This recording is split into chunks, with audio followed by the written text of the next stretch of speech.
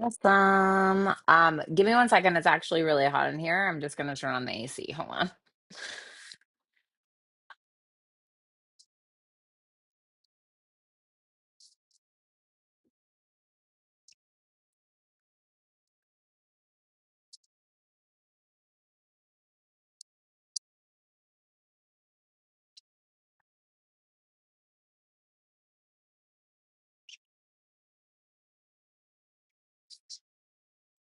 Oh my goodness. Hello.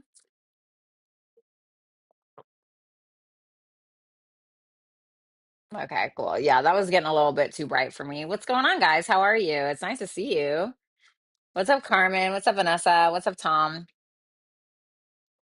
I know some people are not here for the chills and the super chats or whatever, but I obviously, you guys know I just lost my dog and I've basically been freaking sleeping all day.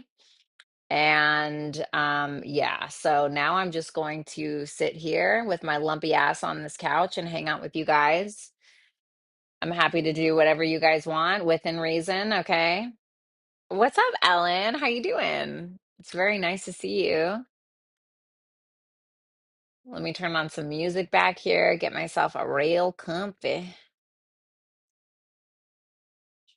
hmm Okay, here we go. How are you today, V? Thank you so much for asking. I'm okay. I basically slept all day. I'm really depressed about Guinness. I'm really depressed about my dog. I miss him very, very much. I don't even want to talk about it because I'm going to get emotional, which I don't want to do. But I do miss him very much. And I basically just needed rest. I felt like after that, like I've never had a dog die in my arms before. So that was fucking rough, dude. That was really rough. And so now I'm just trying to pull it together. I'm trying to pull it together. But what's up, Kenneth? How are you doing? What's up, Underdog Tara? What's up, Lori? Nice to see you. Nice to see my mods in here. So, yeah, I slept a lot today. I slept a lot today and I did eat. I ate some steak. I ate some raw broccoli with dipped in ranch. I know, weird. I ate some oatmeal. I had a protein shake, so I'm okay. You know what I'm saying? I'm doing my thing. I think I'm probably going to need to do some writing tonight if possible. What's up, Allie? You can talk about him if you want. We are here for. Oh, thank you, baby. I appreciate that so much. Hi, Vanessa. How did you get into tarot? Do you also have lots of other psychic abilities? Do you mean Violetta? Vanessa, tell me about your tarot channel, Vanessa. Vanessa, are you talking to my friend Vanessa Cheney or are you talking to me?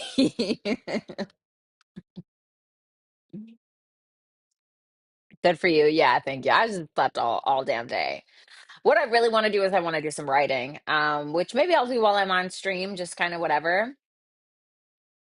But maybe I'll read you guys something if you'd like. I can read you something, a piece that I did called Boneless. I sent it into a couple of publishers, like online magazines, but I got denied. I got denied by two different ones, so that's okay. But I was asking you. Yeah, my name's Violetta. I will talk about that in just a second. I'm happy to do so. But yeah, so I got denied twice, and so I was like, okay, well, you know what? Maybe I'll just read it live for my viewers. That might be fun. So maybe I'll read you guys my writing piece called Boneless. And if you know me, I have a huge fear of like not necessarily public speaking in front of people, but reading my work is very for me. So, and then Violetta, so sorry. Oh, no problem. Do I have any other psychic abilities? I mean, I don't think I have any more than anybody else. I think that everybody is psychic to some kind of point. It's just called intuition. And I think that the more that you're in touch with your feelings and your own sense of creativity, I think that you're more attached. to your intuition. I think that the more that you allow yourself to be in a creative mode, a meditative mode, in touch with your body and yourself, and you spend a lot of alone time, I think that you can be more in touch with your intuition, because I feel like your intuition is a quiet nudge. It's not a loud yell or a scream across the room. And so when you're constantly doing things like looking for a quick dopamine fix, right? Like whether it's porn or whether it's TikTok, or whether you're just doom scrolling, doom scrolling, doom scrolling, and you're not allowing yourself to remove yourself from these things, and you're not giving yourself the time and the space that you need in order to reconnect with yourself. I think that you really kind of shoot yourself in the foot, because you need your intuition. You need your intuition. And so I really try to pull away when I can from those things. And it's hard because social media is my job, right? What's up, Complexity? What's up, Delta? But yeah, so what's up, Carmen? Um, V is very tricky after all. Only two denials, girl. That's nothing. Keep submitting. No, I definitely, I will. Maybe boneless just isn't the piece, but I prefer discovery scrolling. Ooh. Okay, straight out of a Virgo's mouth. We love to see it, honey. So yeah, I'm not necessarily doing all signs. If I'm feeling frisky, I might do like a collective read or something like that. But if you guys want to ask super chat questions or anything like that, feel free to do it right here on the YouTube app. I'm very happy to answer those questions for you. But I did still want to show up despite my circumstances and just kind of sit here and talk with you guys if that's something that you're interested in. So I don't have the energy to do the all signs today. I really hope that you guys can understand, but I'm happy to answer your super chat questions. Okay. And also I'm happy to just chit chat. I was there with two cats and a dog passed away. Very emotional time. It's hard. It is so hard. Oh my God. The way that And now I finally scratched something off of the list. Like I kissed a dead dog. Like I literally kissed a dead dog. No shame, didn't care. Kissed him right on his I Guinness always has this. I imagine all dogs do, but right behind his ears. Like he was a little like his fur was a little rough because he spent a lot of time outside, but there was always this place in the back of his ears where it was like super soft. And so I just like kissed him right there and I said goodbye. Sorry. It's so sad. You feel frisky, do tell. Still shaping up my English. I'm feeling a little frisky. But yeah, I might do a collective read if I'm feeling it.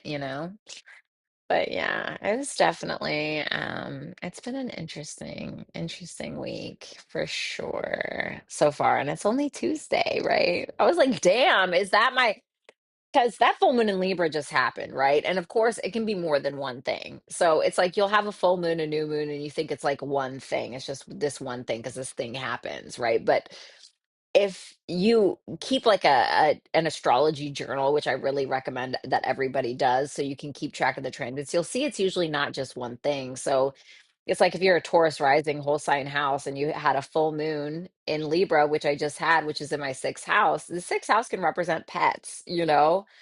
And so the fact that I just we 2 days before we had that full moon in Libra, and then 2 days after that full moon in Libra, my dog died. I was like, damn, astrology just never lies.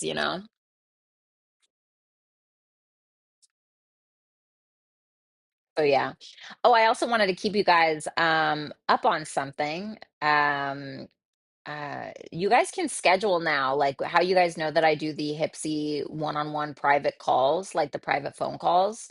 You can now schedule those. Okay. They just came out with that this today, actually. So if you guys want to be first in line and things like that, then you can go to my Hipsy page and you can book those. So something to keep in mind. Did the full moon in Libra really only affect Libra risings? No, absolutely not. Of course not. No, of course not. The full moon in Libra affected everybody. Now, if it's happening on, like, for instance, if it's happening on your first house, your fourth house, your 10th house, or your seventh house, did I say that? First, seventh house, 10th, and fourth house, then you're going to feel it a little bit more. Okay. So if you have Libra in the fourth house, then you're going to feel it a little bit more. If you have Libra in the 10th house, you're going to feel a little bit more because these are angular houses. So it tends to be a little bit more impactful because it will a lot of the time square or oppose. Okay. So if the full moon in Libra is happening in the 10th house, it can oppose our placements that are in the fourth house if we have any. If it's happening in our first house, it can oppose a placement. If it's happening in our first house, then it can oppose any natal placements that we may have in the seventh house. So you think about the first house, and this is the body, the self. It basically, whatever is going on in the first house, it can essentially trickle down to the rest of your charts. But you have to remember that the first house is the physical body. It is you, it is who you naturally are. So that is obviously going to affect things like your body, your appearance, the way that you think, the way that you perceive, the way you are being perceived. The 10th house is how you're being perceived in a public manner. Okay. So this is your relationship, this is your marriage, this is your relationship to your superiors, or this is your job, your career, your social standing in life, which is obviously a huge part of life. Then if you look at your seventh house, okay, that's going to be your one-on-one partnerships, right? So this is like a natural Libra house, okay? So these are your one-on-one dynamics. This is your therapist. These are your clients. This is your spouse, your marriage partner, etc., your boyfriend, girlfriend, but it's more of like a kind of very close-knit relationship. Your fourth house, well, this can represent the mother, just like the 10th house can represent the father. So these are obviously very impactful, but the fourth house is about your childhood. It's about your past. It's about your deep set emotions and how you deal with those emotions sometimes. It can be um your childhood and how it affects how you deal with your emotions, like your coping mechanisms and things like this.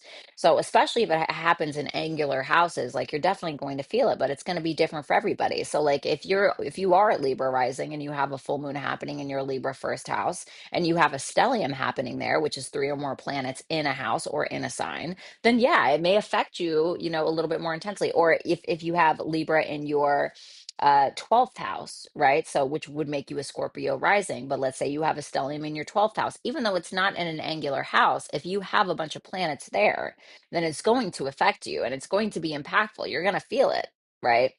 So, it just really depends on you personally. What are your favorite astrology channels? Do you have some recommendations about astrology books? Um, Astrology book that I like that I have on my Kindle, I would say. Let me find it. Hold on. I can't remember the exact title of it.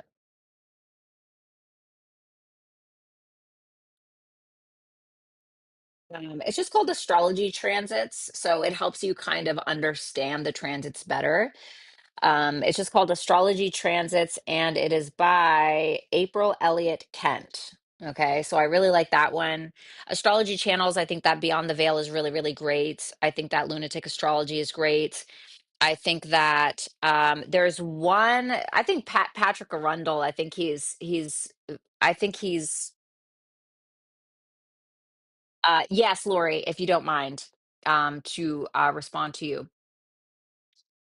I think that there's this one. What is his name again? Yeah, here we go. This is his name. I'm actually going to drop him because I think this person is superior.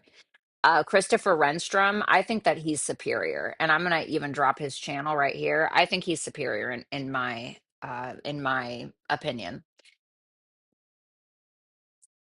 Um, do you believe that our life is already pre-mapped out in our chart? No, I think that these are the tools that life is giving you or astrology is giving you to tell you how to best deal with certain things, like your triggers, right? So, for instance, a lot of the times you'll see people who have like moon in the 12th house. Okay. So people that have moon in the 12th house, sometimes it depends on what aspects it's making, but I feel like these people, their mother. So if you look at the moon in astrology, you will see how what their relationship, what the person's relationship with their mother sometimes could have been, or how it was. So sometimes this can represent a mother who was kind of absent, a mother that really wasn't there, a mother who maybe had some addictions, right? But maybe it was moon in Taurus, right? Maybe you have Taurus in your 12th house and the moon is in Taurus and it's making really great. Maybe it's trining Neptune or something like that in the ninth, right? Then you can see a mother who is very giving and generous and very spiritually aligned, very intuitive, very aware, somebody, a mother who's very forgiving, etc. And now sometimes, like, if you look at the moon, it'll tell you how somebody can deal with stress. So, like, with let's say you have a moon in Capricorn, okay? You can see sometimes these people will really throw themselves into their work. Sometimes they can be very condescending. Sometimes they, when they're stressed out, because I think the moon is how you show your stress or how you deal with your stress. It's your coping mechanism, right? Like we were talking about the fourth house, which directly correlates with the moon. So the moon, you'll see like moon and Taurus people, right? They will sometimes overeat. They'll focus on retail therapy, right? A moon in Gemini, maybe they will overshare, right? Or they will, maybe they'll trauma dump, or maybe they will try to go on a bunch of dating apps or something like that to kind of keep their mind off of things. And so, yeah, it just depends. But I think that it helps you. So if you know, like you have, um, if you know that you have a moon in the 12th house, right? Let's say in Pisces, maybe you're in Aries rising, you have moon in Pisces in the 12th house, then this can be a warning of, hey, like be cautious of over isolating yourself, right? Make sure that you're very much taking care of your mental health, because your moon is here, your feelings are here in the house of mental health. It's very important for you to find that balance. Don't involve yourself with a bunch of drugs, right? You can see 12th housers like this, fighting addiction, fighting a lot of hidden enemies. Sometimes your mother can be your hidden enemy if you have the moon in the 12th house and you don't even realize it. Okay. So, but I think it's more of a tool. I don't think it's a map per se. It's a tool for you to be able to work with the energy that you've been given in order to delegate your life, in order to understand yourself a little bit better. Where the issue lies is where we tend to use it as an excuse, oh, well, like me, I'm a Venus and Scorpio, I just get obsessed with people anyway, right? Or it's like, okay, but now you know that, so now what? Now you have the awareness, so now what? Now what are you going to do with that information? Right. What's up? What's up, bestie? 2 or 3 years ago, I went to Cafe Astrology and put my info and got a 23 page report for my natal chart explanation. There you go. And that can definitely work. Absolutely. What's up, Jess? Yes, I am taking questions. I'm definitely going to answer you right now. It's nice to see you. Jay Rockin. Hi, honey. You're very welcome, Debakar. I hope I said that properly. What's up, Lindy Boom? So let me go ahead and answer Jess really quick, and then we can get back to certain things. We can get back to more talks. All right, let's see. Hi, you're doing tarot too, right? What do I need to know slash hear in order to release lingering resentments towards my most recent ex so I can feel like dating again? Jess, I really got to give it to you. I feel like so many of your questions are so about the journey and so very much about healing, and understanding yourself and doing better. And I really commend that about you. You've been a very long-term client of mine, and I can say that you are very focused on growth. Not that my other clients aren't, but you specifically are very, very focused on growth. Sometimes you'll see clients and they're very focused on their ex, and I've definitely been there. I've definitely been that person who went to tarot. What does Max think? What does Max feel like? Right? And I've been there, and it's always a stage, right? Until you get to the next stage. So sometimes I kind of feel like I know what stages people are at sometimes. But I really commend you for your dedication to your growth. I really do. So let's see here. What do I need to know or hear in order to release lingering resentments? Okay, let me see.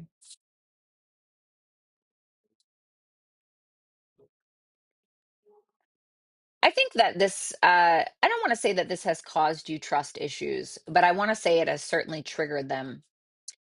But I want you to allow it to trigger you in a different way. Like if you're having some trust issues, or let's even say that you broke somebody else's trust.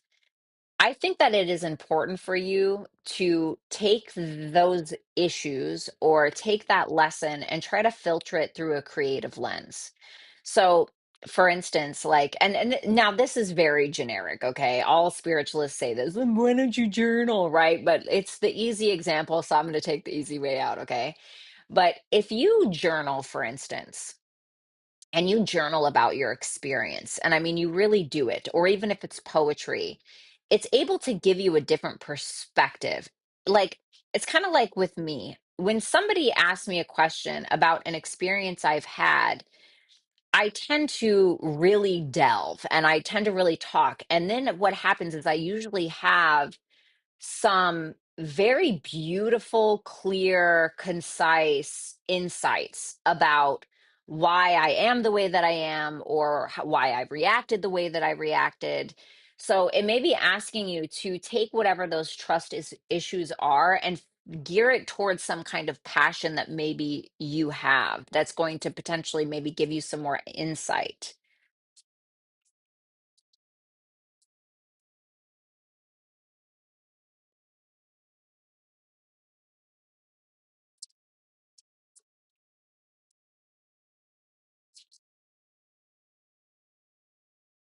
What's that Knight of Cups reverse? Knight of Pentacles reverse. I don't really think uh, now I'm not here to tell you what to do per se, okay? But I don't really think like focusing on love right now per se. Like I'm not saying that you are, but I don't think that focusing on love or trying to gain a new relationship right now romantically is the place to be or the place to go. With that Knight of Cups in reverse, Knight of Pentacles in reverse, I feel like that's going to hold you back, or what it's going to do is it's going to put you in another lesson, which I feel like you've already had the lessons. So it's kind of like if you were to try to see what else is out there, you would end up attracting a very similar situation, probably with the Taurus placement, because I swear you just somehow attract them. But you would end up getting yourself into the exact same situation or very, very similar because the universe keeps trying to beat your ass because it's trying to tell you, hey, this isn't it. And I don't know what that is for you. Is it that you're an overgiver? Are you somebody who projects insecurities onto another? I mean, what is your thing? So I think what it really comes down to is planting these seeds that, by the way, is going to be hard. It's going to be difficult. But right now we have, if I'm not mistaken, we have Venus conjunct Saturn happening. That full moon in Libra just occurred. So I think it's important for you not to take the easy way out. Don't take the easy way out. Take the long way home. Don't take the short way home. I need you to, like, this walk that you're doing, like away from someone, or this journey that you're on, take the long way.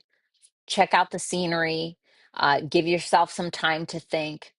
Don't take shortcuts when it comes to this healing journey, because if you do, what's going to end up happening is you're going to go through something exactly the same or highly similar, which is all it's doing is showing you the lesson again, showing you the lesson again.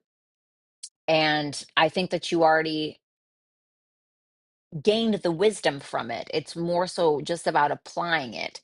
And I'm not saying that you're not applying some of the wisdom, because I do believe that you are, but that's just my opinion. Now let's get you some solid advice. Four of Cups, Ace of Wands reversed, and the Two of Cups. Yeah, so once again, I feel like it's kind of telling you to take your time, don't be impulsive. If you're feeling doubtful about yourself, or you feel like, I don't know, this is very dramatic, there's nothing to live for, or you just feel like you keep having these disappointing situations, it's asking you to appreciate the small things in your life that lead to a bigger picture. Like when I tell you, man, there's something about, and I hate to like involve myself in it, but that's the way that I teach or I advise. Okay, so just forgive me. But what I noticed when I was going through like this really big hacking situation, okay, I didn't realize how much I actually valued my fucking privacy. I did not realize how much I truly valued my privacy and being able to feel like I was not being with on a consistent basis. For instance, also, like when I moved out here into this freaking hellhole, okay, I literally have these cell phone towers right there in my backyard, and they create some weird like sound in my room to the point where I have to unplug everything in my room at night to be able to get a gentle night's sleep. Like I swear to God, I know I sound fucking crazy, okay? But I do have North Node in the 12th house. So this is not an uncommon experience for 12th housers. But it made me appreciate like a solid good night's sleep, right? And so these little things that I really didn't appreciate before, it was like I was getting my ass handed to me. And I appreciate those things so much more, but sometimes you have to get your ass handed to you in order to appreciate these things. So, what I want to say is practice the gratitude now so that way it doesn't feel like life has to kick you in your ass to make you appreciate little things. And not saying that you don't have gratitude, but it's asking you to continue to practice that sense of gratitude. So, thank you so much, Jess. I definitely hope that that helped. Of course, Jess, you're so welcome always.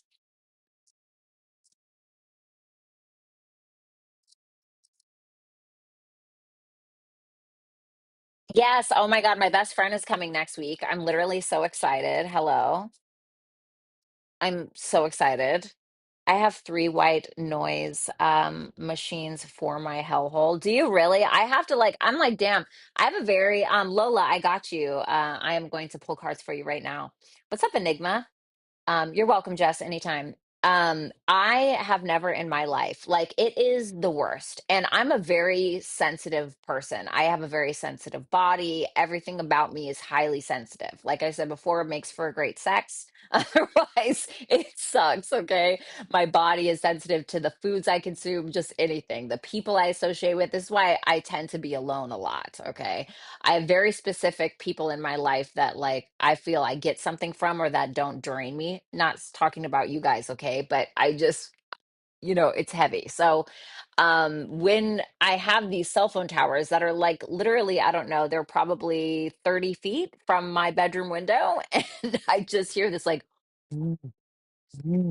fucking the weird. I have never, like, it is so annoying. It's so annoying and it gives me headaches, dude. And I'm like, I gotta get out of here. Like, I don't think that this is healthy.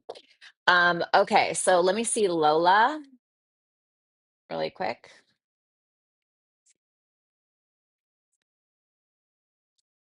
All right, hopefully my thing is still connected. Okay, cool. All right, Lola. Chad, Libra's next move towards me, Pisces. Seven of Swords reversed. Two of Swords reversed. He may end up admitting something to you. Okay. And I don't know if this is like a confession, but a lot of the times the Seven of Swords reverse can talk about somebody having a guilty conscience. And it may be something that he's avoided for a while with that Two of Swords in reverse, but it feels like he's not really avoiding it anymore. So it doesn't have to be something nefarious, okay? But it is a confession. It is an honesty. It's a truth. It's something that he's been quiet about for a while or has been avoiding, okay? So that is what it looks like is going on. But yeah, what's up, Enigma? It's so nice to see you. Um, yeah, underdog. It is the worst. Those damn towers are an absolute bitch. What's up?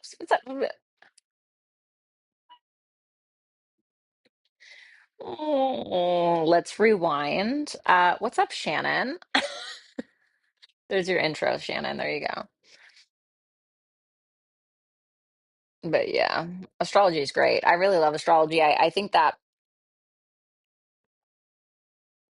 people really sell themselves short when they don't allow astrology to help them. Like people laugh, oh, it, like bitch, astrology is even in the Bible. Like astrology has been used for a very, very long time. I think it's very important for you to know. Like it's crazy. Astrology is so real, right? So my best friend Andy.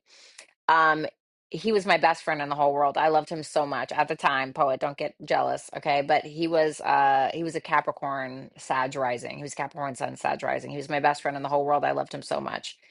And 2 days before he died, okay, I was having a really bad alcohol problem. And I got you, Leah. 1 second, baby. Um, Oh, Leia, you're so cute. Thank you so much. Yes, I got you. So 2 days before he died, he came to my house and he said, "Listen, I'm really, really worried about you. You're drinking a lot, and I'm telling you, after your parents' anniversary party on July 5th, this was 2009, on July 5th, then me and you are going to rehab, and I'm going to go with you, and I'm going to be there to support you, and we're going to do this together." And I was like, "Wow, I love you. That is insane. Thank you so much for doing that for me." So the next couple of days, I'm very excited to see him. We're gonna hang out. We're gonna, have this big party at my mom's uh, anniversary with her husband, with my dad. And I'm calling him. He's not answering. I'm calling him. I'm calling him. I'm calling him. He's not answering. He's not answering. He's not answering. I'm like, what the fuck, right? I'm like, where is he? So finally, a woman answers and she's like, hello. And I'm like, where's Andy? And she's like, Andy died at 4 o'clock a.m. from a drunk driving incident. When I tell you, bitch, I fell to my knees and like screamed to the sky. Because I wasn't as into astrology back then, although I loved it, I went and looked, like maybe for the first time 6 months ago. During that time, there was a Jupiter, Neptune, Chiron conjunction all at once. And guess where it was happening? In my 11th house of friends. And Jupiter rules my eighth house of death. Neptune can be about letting go. It can also be about drugs, alcohol, addictions, things of that nature. Chiron, the wounds.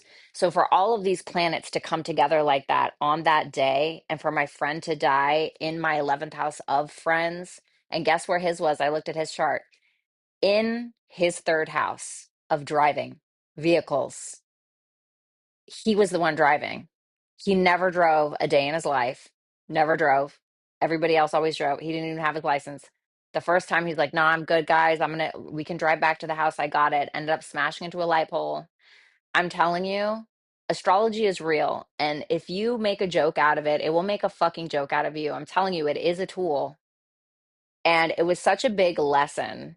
It was such a big lesson in procrastination that I felt like I had to learn. If I would have been just like, no, fuck that, we're going to do this now, it would have never happened. So for the longest time, like I blame myself, right? Which is obviously isn't the way to go about it. But then I really didn't learn shit because I kept drinking because then I got more fucking depressed and then I went into a whole nother spiral. But astrology will really, really help you. It is truly interesting. It really is. Um, right, Lori. I hate when 5 words try to come out at once. Literally me all the time. So let's see what Leia says. See, I like these because I tend to not be so tired. And so I feel like I can take more time on your guys' super chat questions. You know what I mean? All right, let's see. Oh, let me like these really quick. So we have Leia, my little cutie, my little cutie booty Leia. If you'd like to pull for what's the good coming towards me, sure, let's see. Let's see within the next 3 months, the good stuff coming towards you. Page of Cups, if you're single, I feel like a love offer. If you're not single, okay, it could be a child. Okay. But if it's not that and you're like, yeah, bitch, no way, right? Then the Page of Cups can certainly represent some kind of creative pursuit. Ooh, what's the Tower? Ooh, the Queen of Wands. So there's going to be an offer or something that you start, something that is offered to you that helps you start with something that you've been trying to change. With that Tower to that Queen of Wands, this feels like a leveling up to me. And I don't mean to sound corny, but the Tower is like, it's Aries Scorpio. It's huge transformation, it's initiative, it's a death and it's a rebirth. It's something that we know we've needed to change for a really long time, but then it is kind of changed for us. And for some reason, this is putting you into the spotlight with that Queen of Wands. This can be making you to feel more badass, more like a leader, taking the lead in your own life as opposed to like a passive approach. This can also be like if you felt like you've been really, really naive for a long time with something, or you've allowed people to strip your power from you, then I feel like with whatever this change is, that is changing you ultimately. And not just with how you are projecting your energy or yourself or even taking the lead, but also in regards to how people are perceiving you. There's something that's happening where you no longer give a fuck what somebody thinks or what a group of people think or whatever it is. The Queen of Wands can also be very performative. So she can be performing something, poetry, song, dance, YouTube, whatever it is. She's a performer. She's an artist. She is an artist in a bit of a different way than, like, the Knight of Cups would be, but nonetheless an artist. So this to me is you looking super hot. Okay. Maybe, I don't know, maybe you go and have a surgery or something like that. I don't know. I'm not telling you to do that. It's not medical advice, but it's just something that reinstates your kind of glam effect, I guess you could say. Ooh, the moon.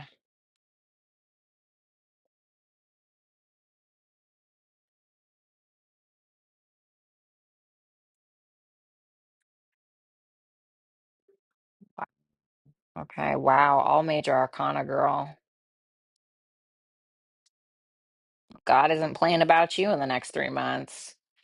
So that moon energy is a sense of you probably trusting yourself towards some kind of path that you're attempting to take. I feel like something that you've known for a really long time, or something that has hurt you for a really long time, the moon, the Hierophant in reverse, like something that is unstable. I don't know if it's like a mother. I don't know if somebody was non-committal towards you. I'm not really sure what it is, but you seem to be getting some kind of karmic justice, or something seems to be working in your favor that maybe you didn't think would, or maybe somebody's finally getting their karma.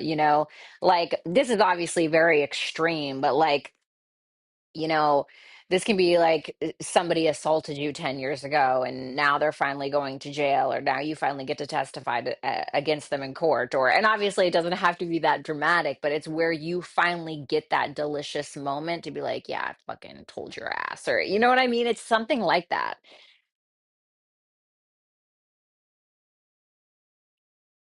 I also feel like you're going to be a lot more emotionally balanced. And I think it's because you're sticking to your guns. So if you feel like there are things in your life that are just not in alignment with who you are, I think that you're going to start making some really big decisions that's going to help you balance out your life in a very provocative way. And I mean provocative as in positive. Your advice, ooh, the High Priestess, the Celestial Weaver reversed, Eight of Pentacles reversed. You are exactly who you think you are. I don't know why I heard that. But I don't know if you've had people who have tried to be very critical of you, or somebody really talked down to you in some kind of way, or said some nasty things to you, or whatever it is. And maybe you believed it for a time, or maybe it really messed with you in some way. This is telling you that those people or that person, even if it was your own mother, whatever it is, there was maybe some kind of jealousy or some insecurity that they had within themselves that they projected onto you, and it made me feel like it either stopped your creative process or made you doubt yourself a lot. It's telling you that you don't have to do that anymore. That High Priestess makes me feel like you have a plethora of unlimited potential that you have not even gotten close to tapping yet. It almost feels like a I don't know, it sounds corny, but like the well that runs deep, or the unlimited fucking rainbow. I don't know, whatever you want to call it, but it's whatever it is, it's there. And like, you knew it was there, and you've always known it was there, even when people tried to make you believe that it wasn't. And if you can access that instead of allowing somebody else to be the narrator in your head about, like, I don't know if it's your appearance, I don't know if it's like you want to read tarot and somebody told you that's ridiculous, or I don't know what it is, but I feel like it's even bigger than that. So, yeah, but that's really beautiful. So that's your advice. Sorry, that's your advice. Thanks a lot, Leah. I love you. All right, let's see here. What's up, Priscilla? Hello, Miss Brazil.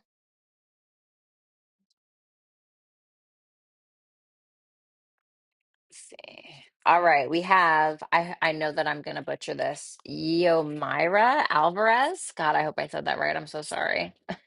It's a beautiful name, but I'm just too damn white. No, just kidding. Okay, let's see. What are Daryl's feelings towards me? Let me see.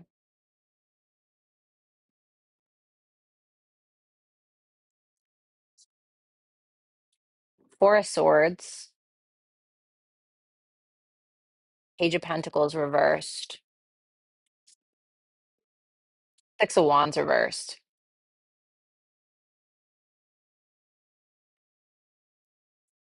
This may be somebody who tends to detach from their emotions, okay? Now, I would say that, oh, this is so healing, da da da da da, right? Because it's the Four of Swords. But the truth of the matter is, let's get some light here. Oh, dear God. Well, we're just going to deal with it. No, we're not. I'm so sorry. But here with the Four of Swords being here, it's next to some negative cards, like the Page of Pentacles reversed and the Six of Wands reversed, which makes me feel like there's some kind of indifference or some kind of disconnection to this person's level of immaturity.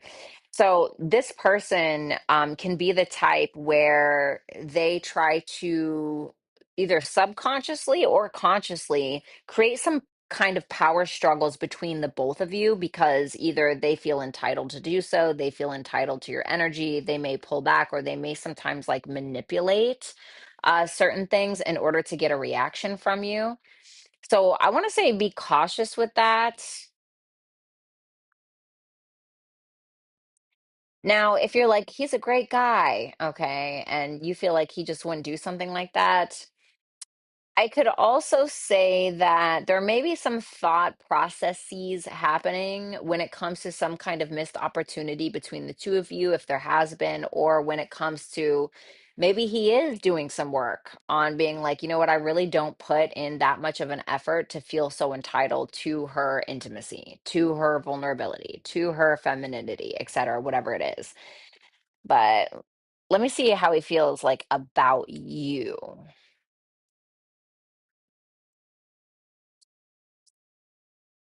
Wow. King of Wands, Six of Pentacles, Two of Pentacles. I feel like that King of Wands is him.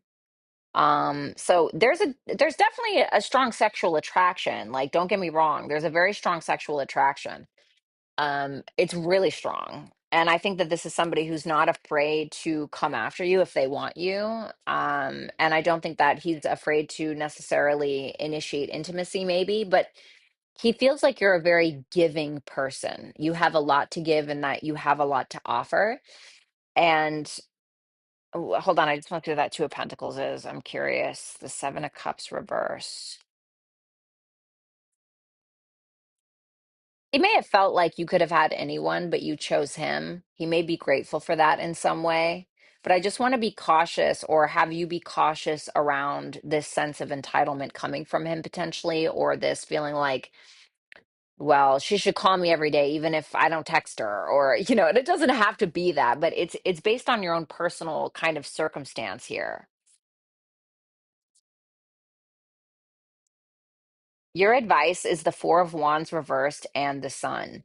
So, if this person has maybe bred some insecurities within you, made you feel insecure, maybe they're not committing, maybe it's caused you to doubt yourself, it's telling you that you're the leader here, or you're the one with the juice, or you're the one who shines. You are the one. Doesn't mean that he doesn't shine in his own right, but this to me is asking you to take control over your own identity and over your own power, especially if there has been some kind of power struggles between the two of you. Don't be afraid to be yourself. Don't be afraid to express yourself. Don't dim your light in order to feel like you have to contort yourself into something that he desires. Because I've been there and you end up chipping away at your soul every time you do that. But thank you so much. I really appreciate you. And I hope everything works out. Let's see here. The simulation dome. Okay, I'm gonna screenshot what you said and I'll definitely check it out.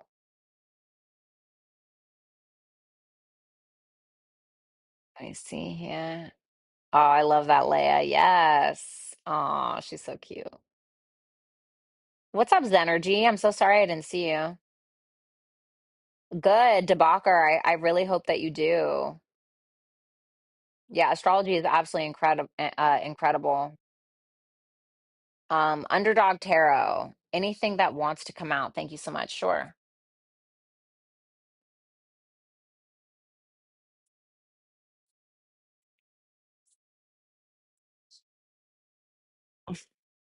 The Fool reversed the Page of Wands. I know that you have an inner child in you that really wants connection, wants to feel confident through connection, even. Not saying you can't feel confident without connection, but it does help when there is some form of validation, or it does help when we do have that person kind of validating us, not necessarily saying like, "Oh, you deserve a gold star today," but validating us with their presence, validating us through phone calls and consistency. And I think that we all want that in one way or another, but it's also ask you not to make impulsive decisions through that desire. I think that you are somebody who can be very innovative. I think that you have a very pioneering spirit within you somewhere. And I think it's important to exercise that. But I also want you to be careful on your path to confidence, or on your path to having a relationship. Be cautious of the reckless decisions that you may be making to find that sense of confidence. Like, I want you to ask yourself, it's really about getting to the root of it. So it's like,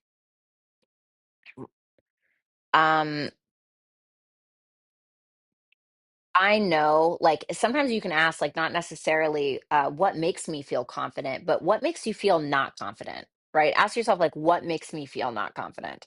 So for me, okay, for instance, I would say when I cannot express myself authentically, like when I cannot verbally, whether it's in writing, when I cannot do that, I get very, very depressed. So when I feel like I have to hold back, when I feel like I have to be quiet, so in turn, what does that mean? That means that a lot of my confidence comes from self expression. It comes from being loud, taking up space, right? Sun at 29 degrees, being loud, taking up space, writing, expressing, doing what I'm doing right now. So what is that thing, right? And that's not necessarily attached to anybody else per se. It's about me, right? So what is that thing for you? And how can you change it to work for you? Let's see.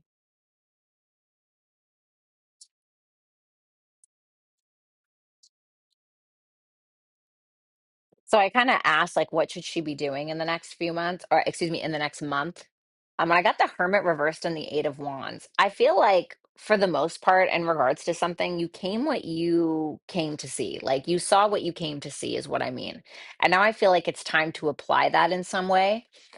I also think that it's time for you to get out of your hidey hole. Okay. And I don't know what that means for you. I don't know if you need to like join a writing group, or maybe you've been isolating for a while. I know that you had like some medical stuff going on. So I know that you kind of had to. And this is not medical advice. Like, obviously, if you need to kind of take a chill pill or whatever, but even if it's like joining some kind of online community, if you can't go out or something like that. But I think that communication is very important for you right now, or even maybe learning something that's going to increase your sense of wisdom. So whether it's spirituality, whether it's astrology, whatever it may be, I think that educating yourself right now is really, really important. I think that there's something that you can learn behind the scenes. That you can eventually apply later, or maybe you have learned something behind the scenes that you can apply now.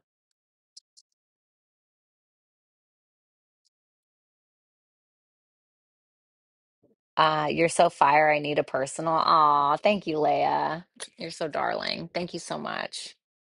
And thank you, Shannon, for saying that.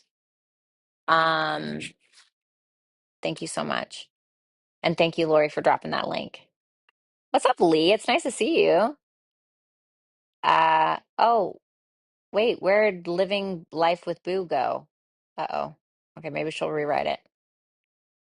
You're welcome, Myra. I hope I said that right. All right, Lee, it's nice to see you. How is Andre's action towards me? Thank you. Sure, let's see.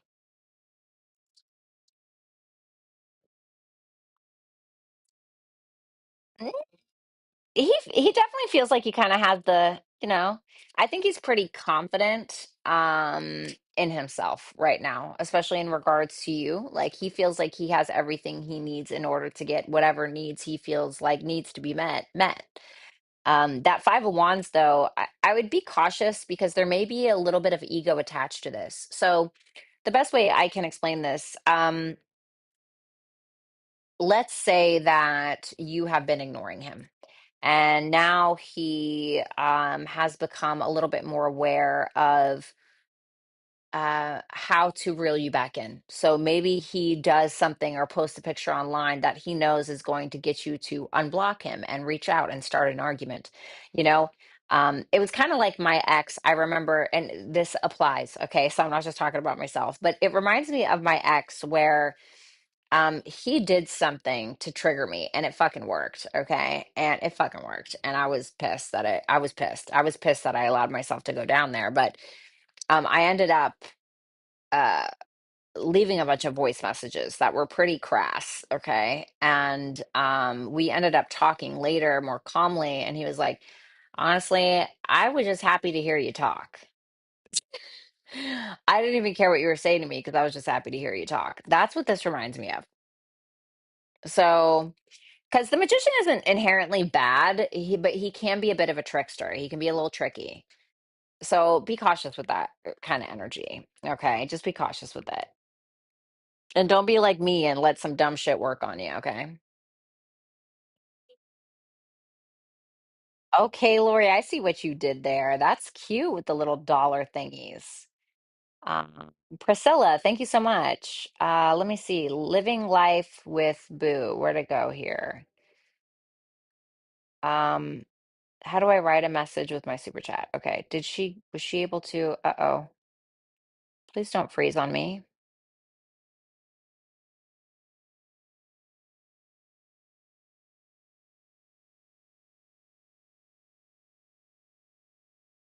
Fucking seriously. All right, let's try this again. Okay, sorry. My computer like freaking froze and was weird. Living life with Boo, do you have a question? Girl, are you doing astro reading? Um, I don't have like my certification yet or anything, but I study a lot. I do study a lot. I'm happy to help regardless, you know. But I have not got my certification yet.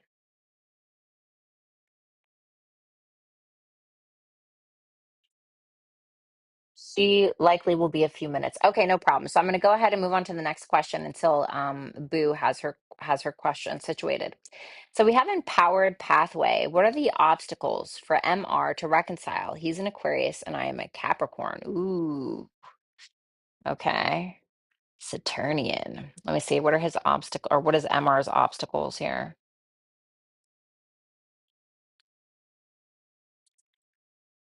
Strengthen the Page of Swords. I think that with this, if this is somebody's actual obstacle to reconcile with you, then it would probably be from a place of or the issue would be around confidence. So I would say a confidence and potentially a lack of information. So what I mean by this is let's say that this person really wants to reach out. Okay. Let's say that they really want to reach out, but they feel like they don't have enough information. Now, what does that mean? That can mean, well, I don't know how Empowered Pathway is really going to respond. Does Empowered Pathway even want to talk to me?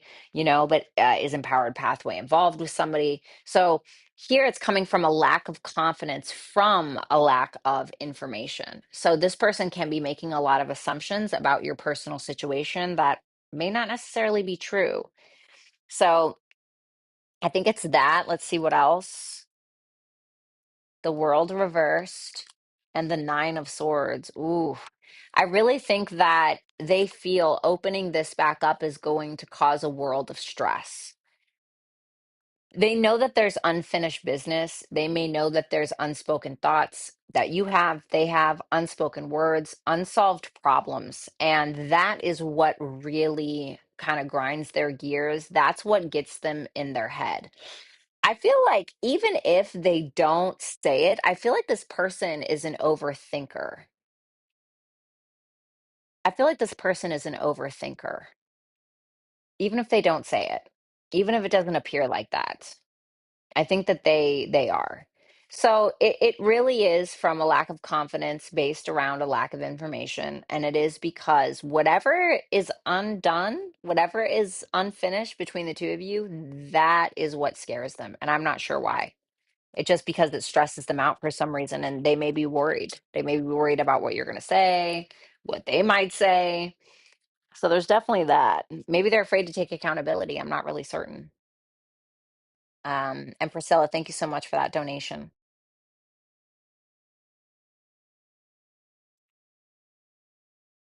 All right, let me see. But yeah, Jess, I'm happy to do astrology readings. I just know that I have not gained my certificate yet. Give me one second. I have to. Oh, I'm thinking about baking cookies. I know I shouldn't. I know I shouldn't. God, I sound so corny. I'm thinking about baking cookies. Oh God, not the extra 500 calories. Like, freaking, I don't deserve it or something. Of course I deserve those damn cookies, right? Let me get myself some water and preheat the oven. Okay, I think you guys can actually still hear me, even though I'm in the kitchen. I think you guys can still hear me.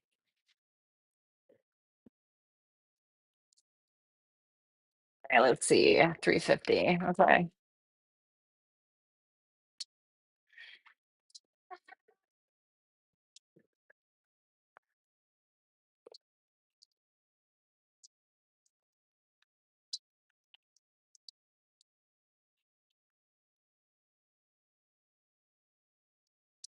Okay. Yay! All right. Priscilla, can you help figure out how I'm just gonna say M feels towards me, please? Let me see.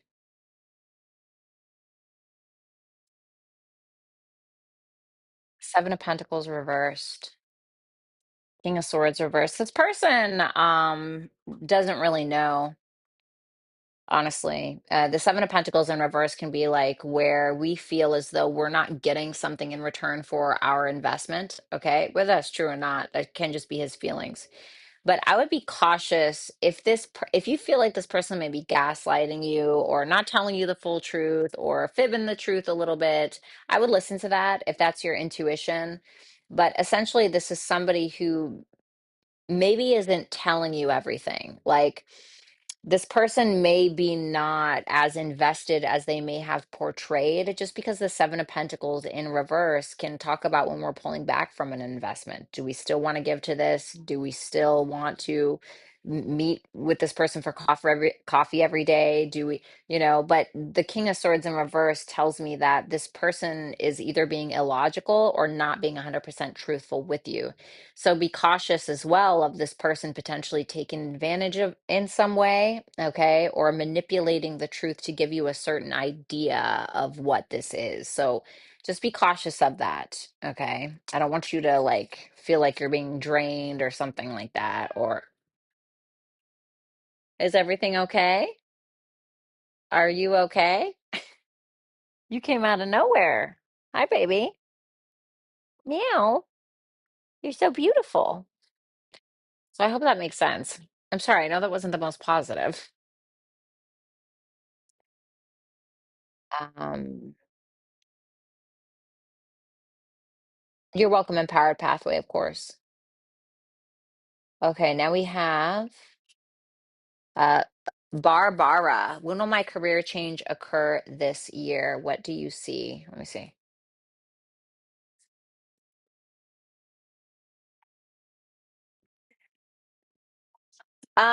So we have the Queen of Pentacles. So it says around Capricorn season. So this would be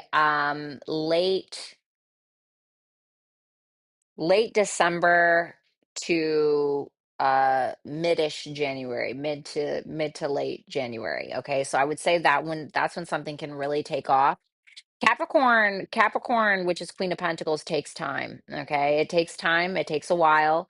I feel like this is likely something that maybe you've been working at for a while, or you've been doing a lot of research on. And I feel like you will get it, but it will probably be in December or January.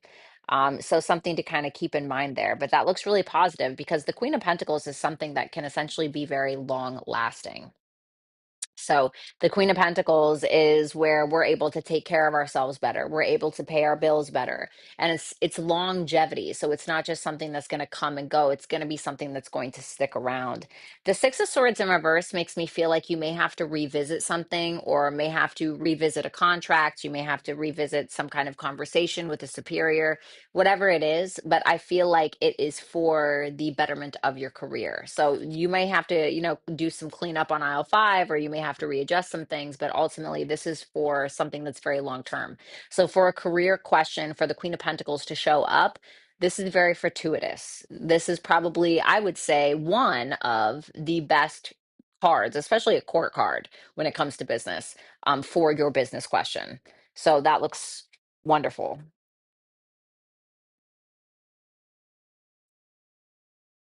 You're welcome, Priscilla. I'm sorry. I hope that I'm just, that was not, that I just suck at that question, honestly. Hopefully that I'm just wrong. There are sometimes when I give people an answer and I'm like, I hope that they're just in the chat. Like, this bitch doesn't know what she's talking about, because that's not true. Especially with some answers, I'm like, I hope I'm wrong. You know what I mean? And I hope that I am. Susu, how does Jordan feel about me in this current moment? He's a Libra and I'm a Virgo. Let me see.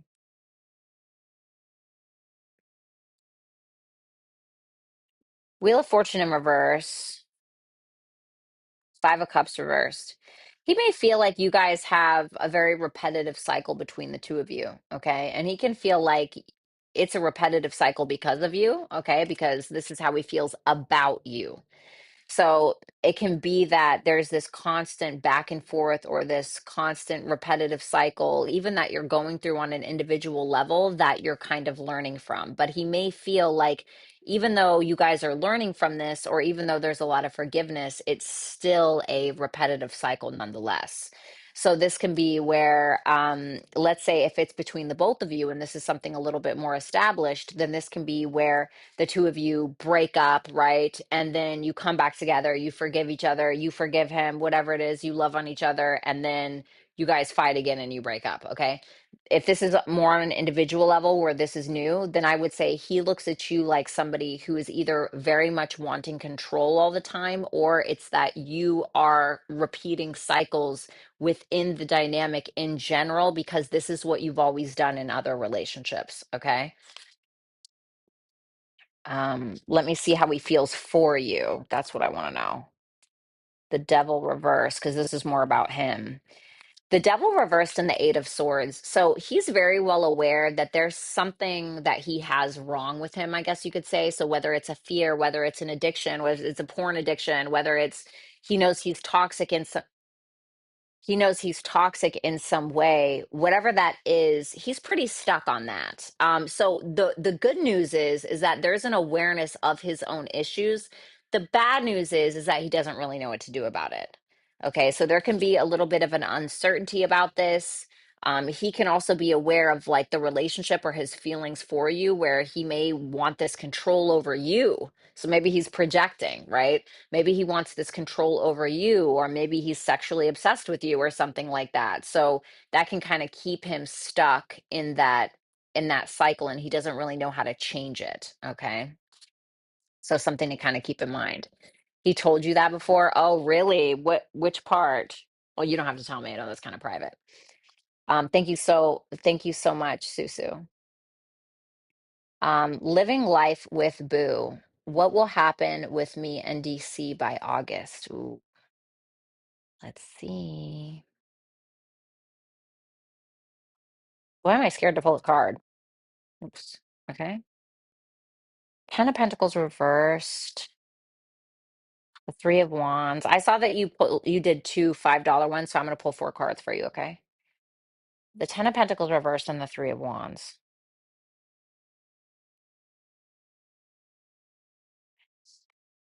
So if you guys have something that's already established, it feels like it's not really gelling, or we're having a hard time planning ahead, or we're having a hard time seeing the longevity of the relationship. Where is this going? What the fuck are we doing? Right? It can kind of be that.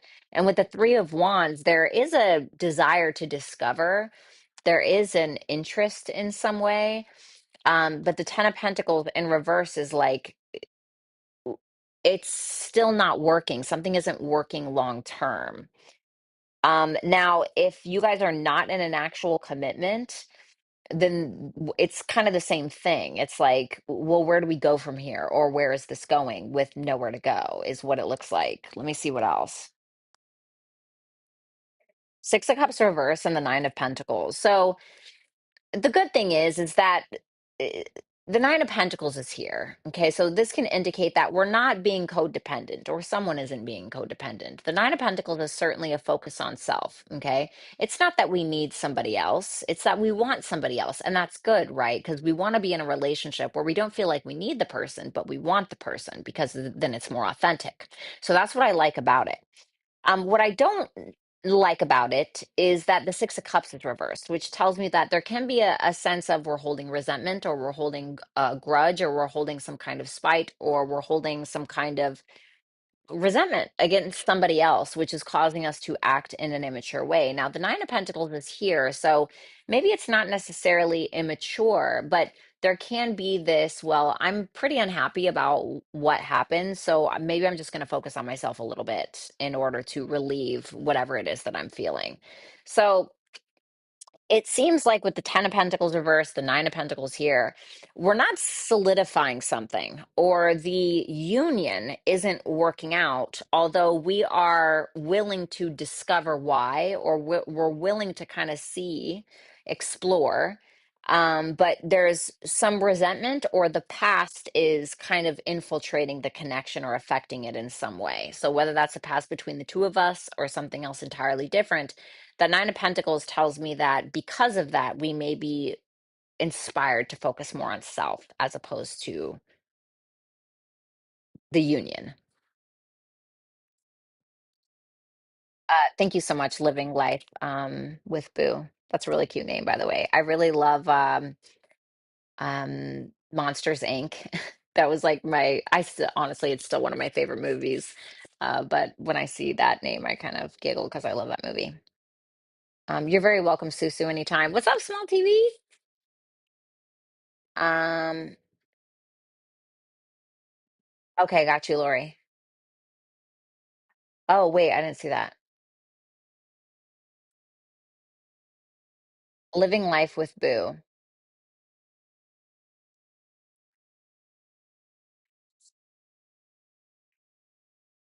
Oops, I just realized I put these cards in the wrong damn deck. Why did I just do that?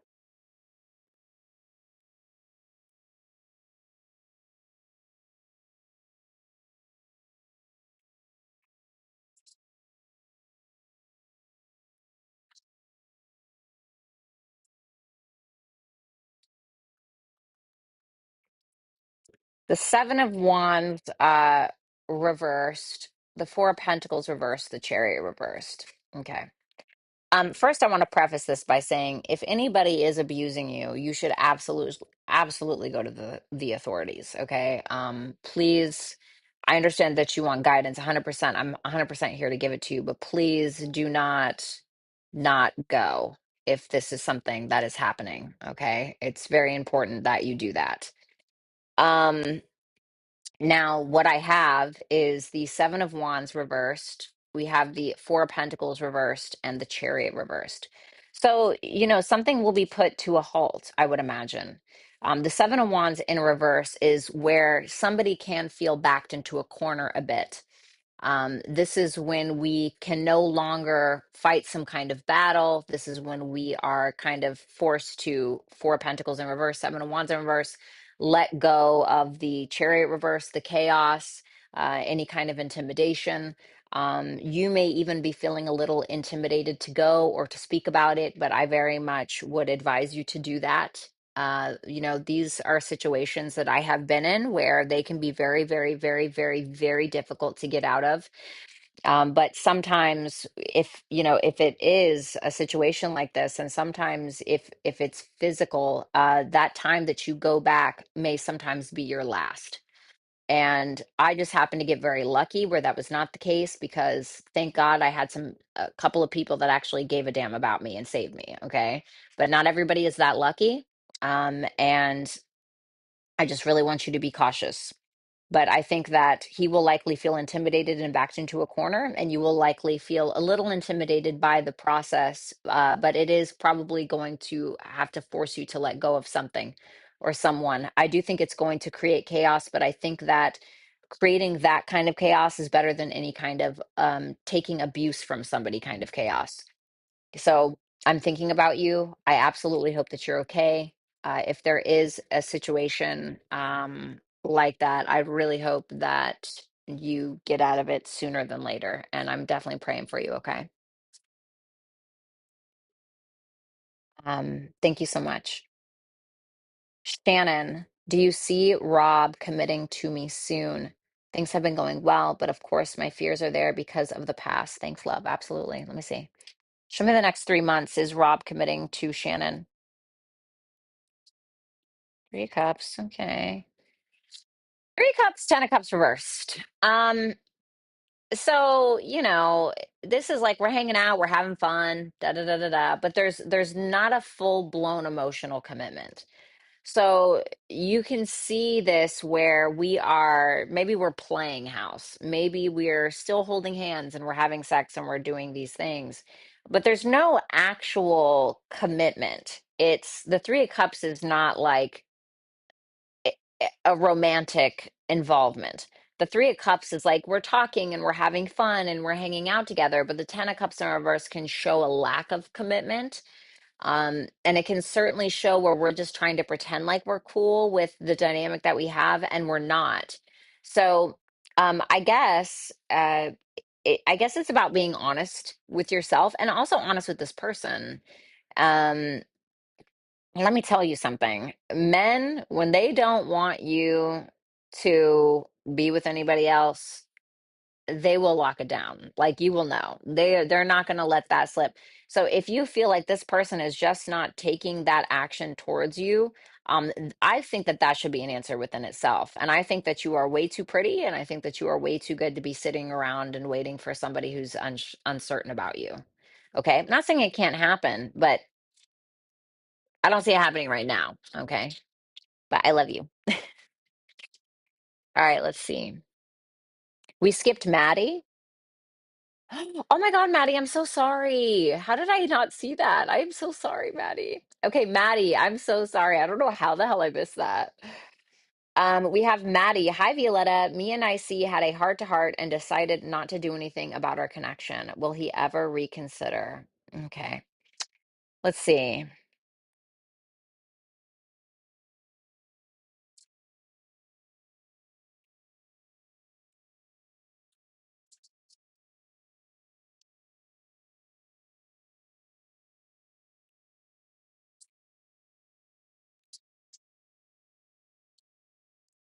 Okay.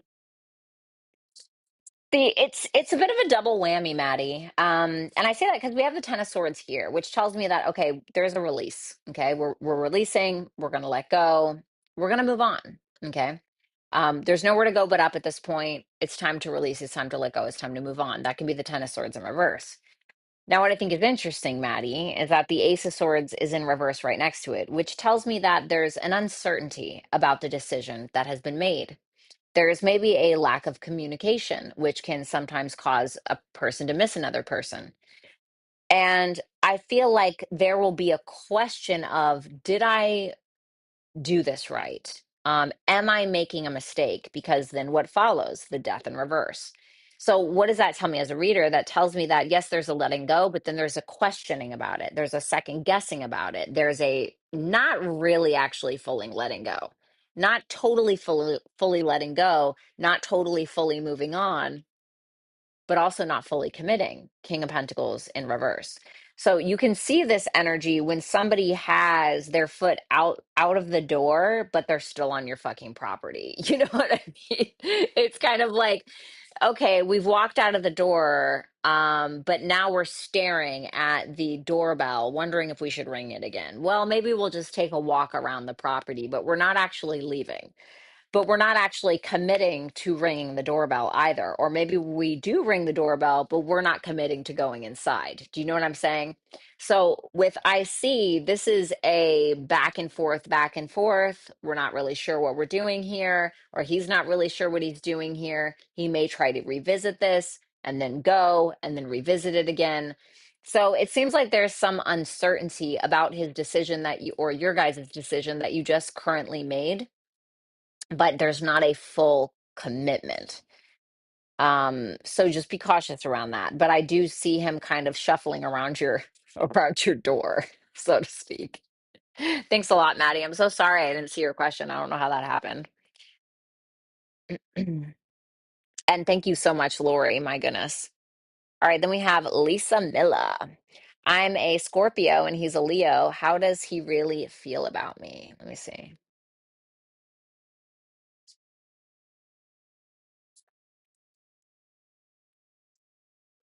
Whoa.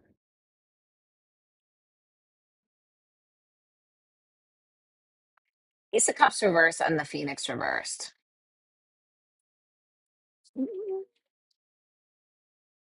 He feels like there's some kind of false start happening between the two of you.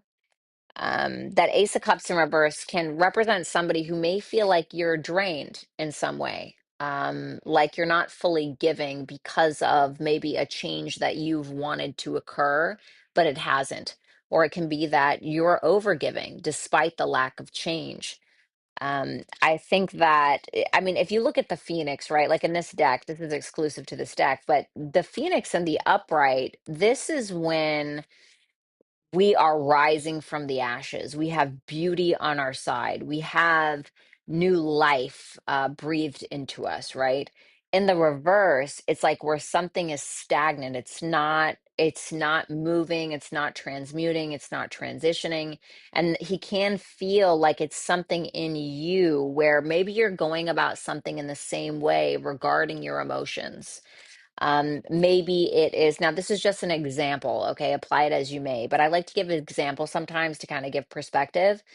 So the Ace of Cups in reverse can be where we're draining ourselves to the point of depletion. And so maybe the example can be, well, she keeps giving and giving and giving to me at her own expense. And then she wonders why she's drained. And then she resents me for it, but she's not changing this behavior.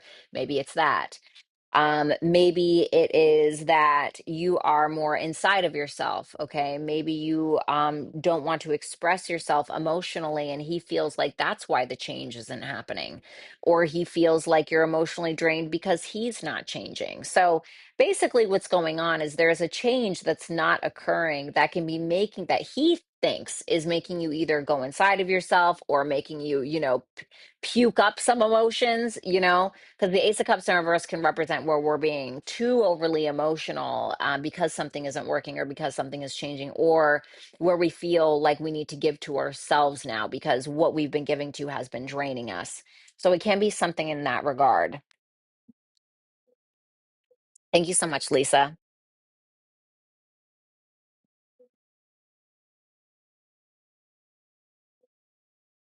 Oh, thank you, Maddie. Of course. Thank you. Thank you for giving me a little bit of grace. I don't know why I didn't see that. Marilyn, love the name, love the profile picture. Gemini, that was a Gemini queen right there. What is the reason my old Leo friend ended the friendship? I'm a Pisces. All right, let's see.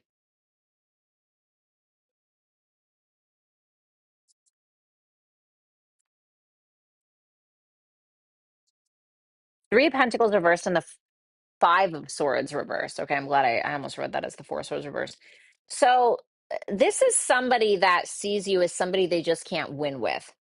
I don't know if there was some kind of third party drama, okay? And a third party isn't always necessarily a love thing. It can be a lot of things. It can be like work getting in the way. It can be another friend getting in the way of something. It can be a lot of different things.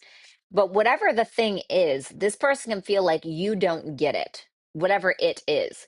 You're not on the same page with them about work. You're not on the same page with them about a project that you were working on with them.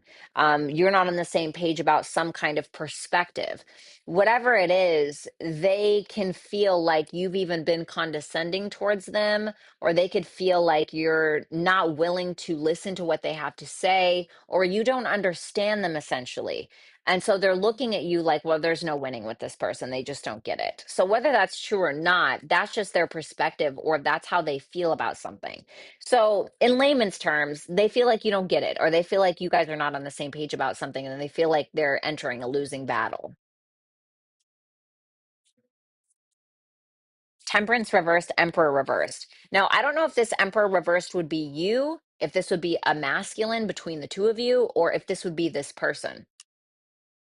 So what I'm getting with this, I don't know who the emperor is, so I'm just going to refer to this person as the emperor. There's somebody here who may want control. And because that control is not really being had, it is causing somebody to get very frustrated, not being able to find inner peace, not being able to create peace within the dynamic.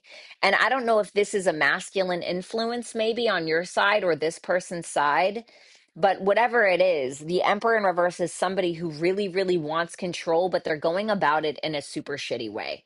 So in very extreme cases, this can be somebody who's physically abusive, in a more small perspective, this can be somebody who is trying to assert control over somebody's self-esteem by making passive aggressive comments about their appearance, things like that. Like, oh, you put on an outfit and this person's like, oh, you're gonna wear that. You know what I'm saying? So it doesn't have to be something as silly as that. And I don't know who the emperor in reverse is. So I don't know if they feel like that's you or that's them, but there's essentially a loss of control, really. There's someone feeling like they haven't gained control, or somebody perceiving another person like they want control. So if this person feels like you're this emperor in reverse, they can feel like you're the one doing that. You're the one that really wants control, which is causing essentially disharmony within the dynamic. Okay. So whether that's true or not, but it also could be them. So I don't know who the emperor in reverse is. If it's an external influence or an outsider, then they can feel like this person has influenced them or you and caused some kind of rift between the two of you. So it really depends on your situation. But they definitely feel like you guys are not on the same page about something, like there's a disagreement. Let's see here. Mason, what's up, Capricorn? What is my ex Gemini feeling and thinking about me? And is he happy with his current partner that he chose over me? Oh, God, that's the worst feeling. I'm so sorry. All right, let me see.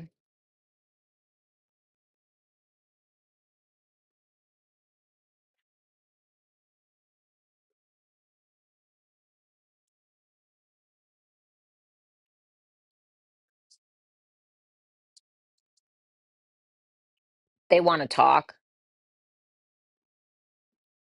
but they feel like they would have to, sorry, Hangman reverse, Knight of Swords.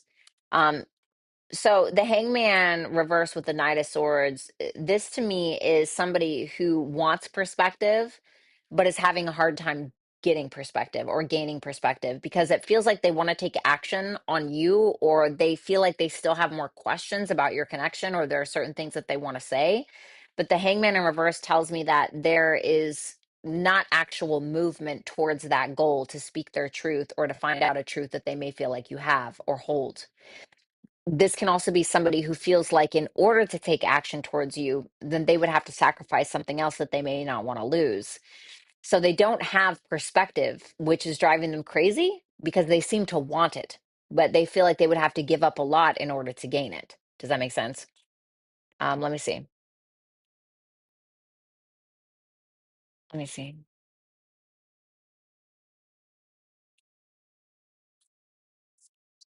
Your second question. Nine of Wands reversed, the Three of Swords reversed.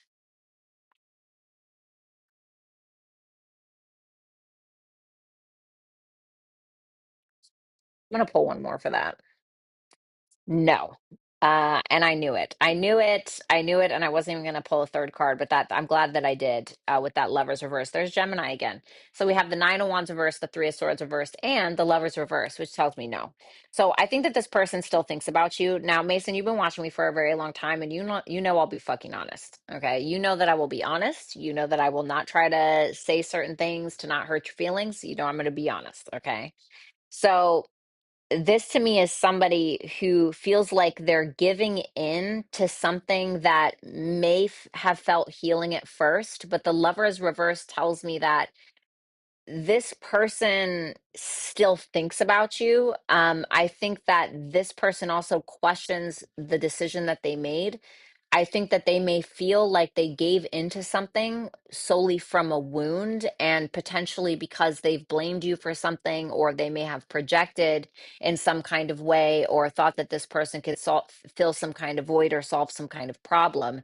And I say that because we have the Nine of Wands reversed next to the Three of Swords reversed. And sometimes the Nine of Wands reverse can be like where we're giving into something, maybe because we think that it's easier. But the Lovers in reverse tells me that it's not. The Lovers in reverse tells me that there's something about the connection that they're in now that doesn't really align with who they are on a fundamental level, you know?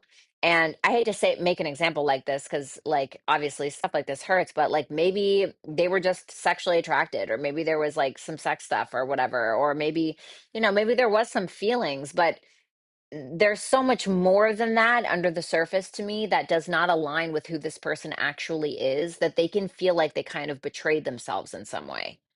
Does that make sense? So the small answer is, are they happy in their relationship? No, but they seem to have taken this route because they may have assumed that something would be easier here, to find that it isn't, sort of. So I hope I explained that okay. Thanks a lot, Mason, and I'm really sorry. I know how that feels. Oh, you're so welcome, Mason. You're welcome, Marilyn, of course. Oh, Enigma, thank you. Well, yeah, guys, you know where to find me. If you ever want to get a personal, I would love to have you, always. Um, let's see. Barbara, two question. Your love readings are good, I think is what you meant to say. I want one. Oh, that makes me happy. Thank you for saying that. I'll definitely take the compliment. My question, what caused Hector C to do a whole 360 in our relation after dating for 8 months? All right, let's see. Did I say 380? The star reversed. Right.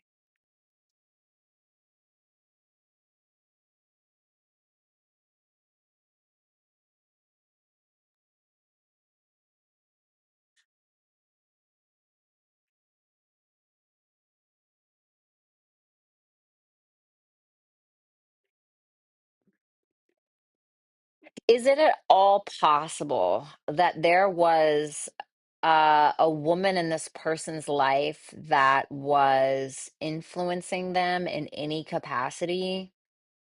And the reason why I say that is because I have the star reversed with the Empress. So the Empress can be somebody, a woman in their life. Usually it's a mother. It doesn't necessarily have to be the person's mother, but it's a mother figure. Okay. So maybe this person has children. I don't know. But this person could have shared something with them that changed their perspective on the connection, that caused them to lose hope within the dynamic.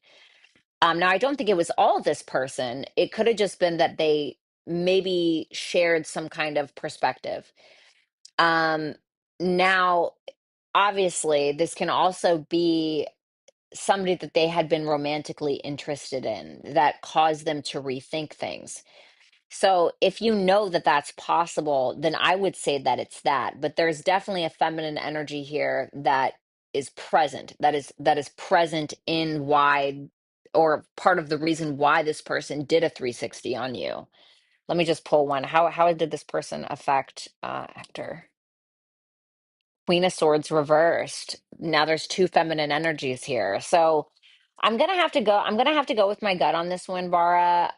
It doesn't necessarily have to be a lover, but I think that there was somebody who influenced them. I do. And whether that's, this person influenced them romantically, this person is their actual mother and influenced them, this person is a friend of some sort, but they may have convinced this individual that you were maybe overly emotional, or maybe said some things that you shouldn't have said, or whatever. Now, this is all just speculation, okay? So it's going to be dependent upon your situation, but I do feel like there was a maternal or a feminine influence here specifically. But that's all it's really giving me. It caused them to lack faith. And it could have been through an example that somebody else had set as well. Okay. Thank you so much, Bara. I hope everything works out. Um, Cassie, this week has been a positive shift, or I'm getting that much more delusional. Tell me about the Gemini, pretty please. Thank you. Sure.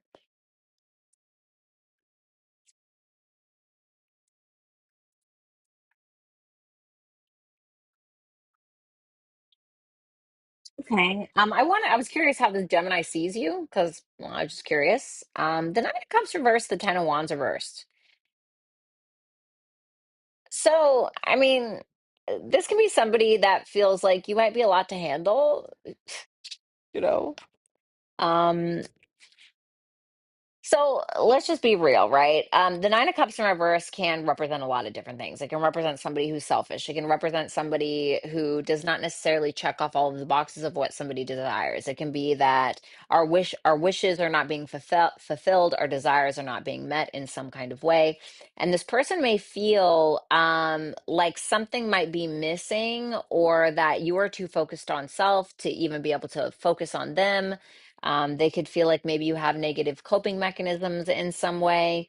But the Ten of Wands in reverse feels like maybe this is something may feel like this is something that either you or themselves cannot handle at this moment because of that Nine of Cups in reverse. Now I'm going to clarify that Nine of Cups in reverse, because I want to know. King of Cups reversed.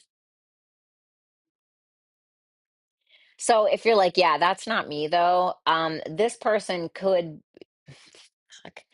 This person can be selling you a bit of a dream, or maybe not being 100% authentic, maybe not being 100% vulnerable. What does this person truly want with Cass? Judgment reverse. Jesus Christ. So let me just give it to you, okay? I think that it's possible this person may be a little bit involved with you because there are some selfish motives behind it. And they may not be ready to take full accountability for their emotions, although I think that they are playing with the idea of them. So, not necessarily the reality. Maybe they're not even being totally honest. Maybe they're not truly ready to make a definitive decision, but they are frolicking in the shallow end of the pool, I guess you could say. Does that make sense? So, all I want to say with this is don't bite off more than you can chew, and make sure that you are seeing past any kind of illusions. I'm sorry, you sounded so fucking happy. You know what I'm saying? I hate to like be the Grinch that stole Christmas. You know what I mean? But like I can't make something super awesome out of that. I just can't flip it like that. I just got to be honest with you. I'm not a big fan of what that is, okay? So just be cautious. I'm sorry. I love you so much. Please don't hate me. Please don't leave me because of that shitty reading. I'm so sorry. I love you so much. But maybe I'm wrong, and I hope that I am. I always hope that I'm wrong when I get those crappy uh she said it's a Gemini, duh. Oh God.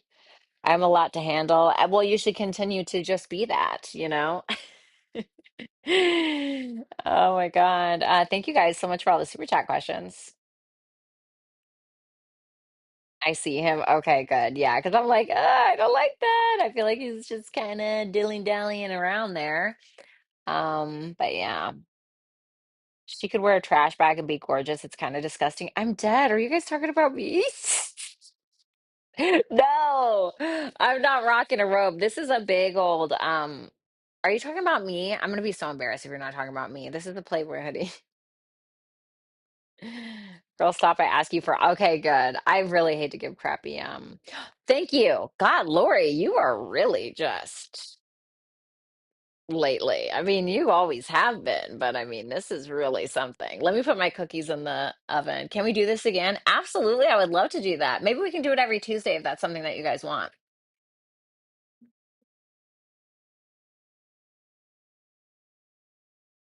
All right. Yes, on the cookies.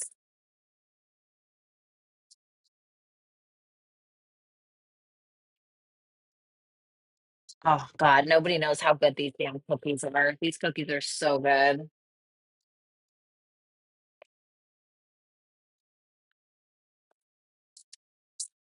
They're like these Oreo. You'll just have to see them when I bring them out, but they're so damn good.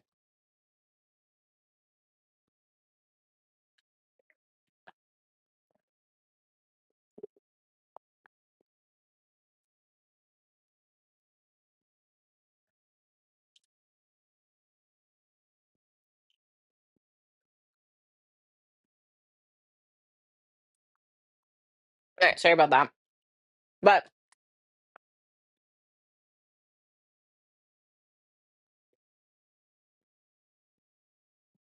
I really want you guys to very much get prepared for these transits that are coming. Um, these are big ones. Like Mars opposite Pluto. Yeesh. You know, I think we saw our first Pluto opposition back in, I want to say November, like early November, super early January or late December. So see what's going on around that time, and that may give you a little bit of insight on what's going on. But Mars and Leo is like pretty boastful. Not that there's anything wrong with that placement, okay? But when Mars and Pluto meets, like Mars and Leo, it's Mars likes being in Leo, but it's still fucking Pluto. Okay. Mars Mars is the lower octave of Pluto. Pluto is the higher octave of Mars. Um, and I just really feel like there's going to be something out in the world that is it's very much giving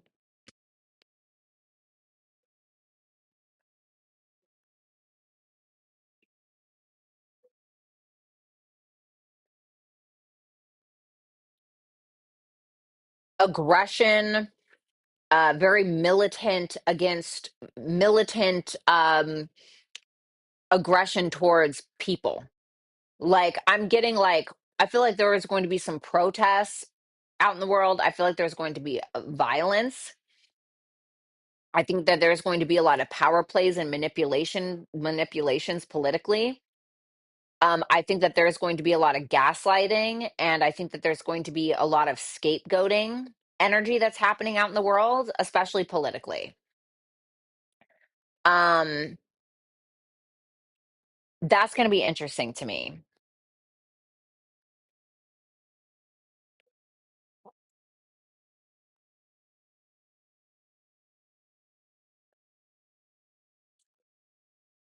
Will it be a good time to sign contracts?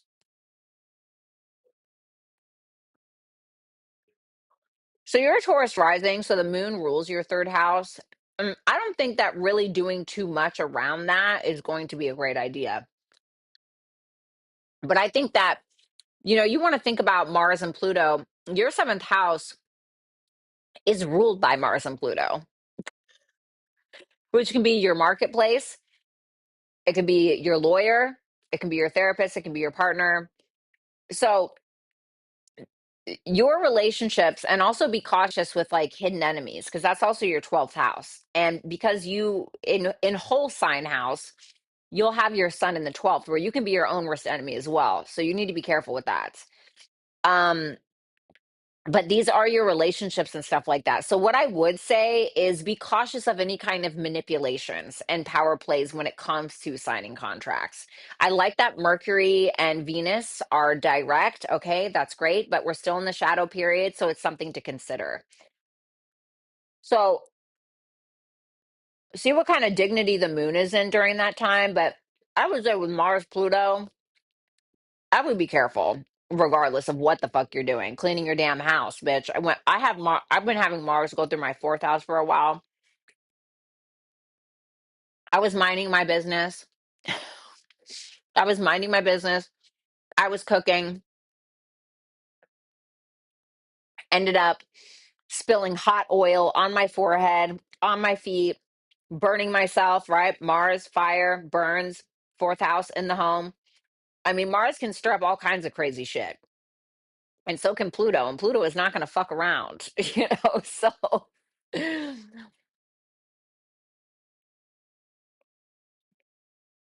Ragnar is a beast. What? Huh? Are you talking about Vikings? I have a dumb question. It's not a dumb question. What's up? I'm a realtor. My livelihood depends on me signing contracts. You'll be fine. You'll be fine. Just keep just it. It's just it's important to remember that just because these planets are happening, it doesn't mean your whole life has to stop. It doesn't mean that you can't sign contracts. It's just telling you to be more cautious. Sorry, some music just started playing in the background. What should I go by for my moon sign? What do you mean? What you should go by? What do you mean? I'm only on season two to be. Oh, sorry, I just saw it. Lori Dart Designs. I just finished Game of Thrones. You just finished Game of Thrones? That last season was so gross. That last season was so gross. That's the tattoo when she's on that building before she lights shit on fire. That's her face right before. Vikings is everything. Tropical. You can go by whatever you want. So, I mean, there are some people who speak in theory where they say like, oh, your Vedic chart is your higher self. Okay, if you believe that, great. You know, I don't know what I believe honestly when it comes to that. That it's interesting though. But I go by tropical. You can go by whatever you feel truly resonates with you. Yeah, the last season was so dumb, Shannon. Like, no, I'm sorry. Like all of that character development, like that's what you do. No, get out of here. I have my lawyer attached to my hip.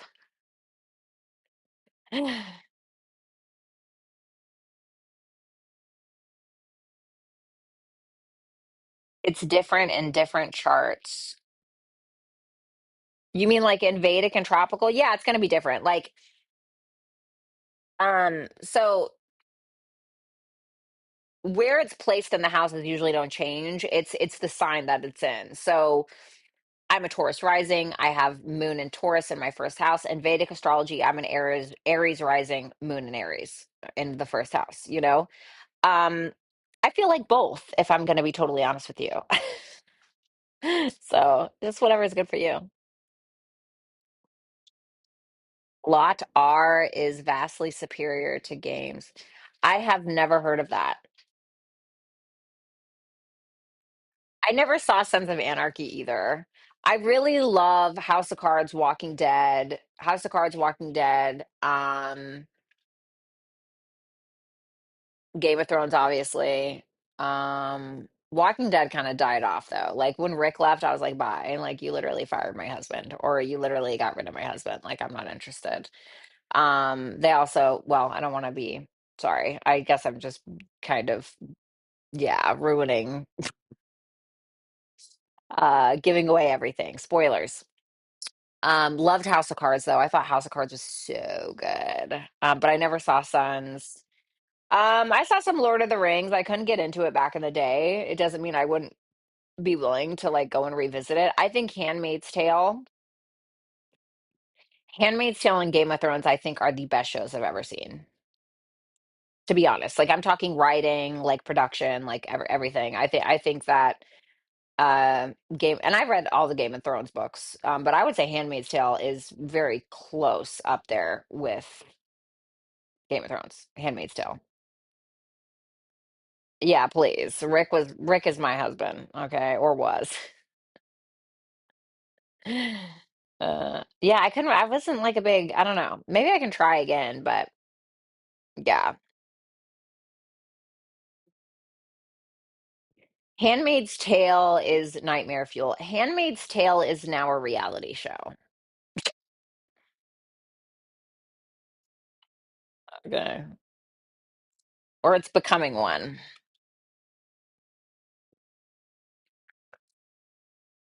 Handmaid's Tale is fucking rage bait. I just can't. I just can't with that.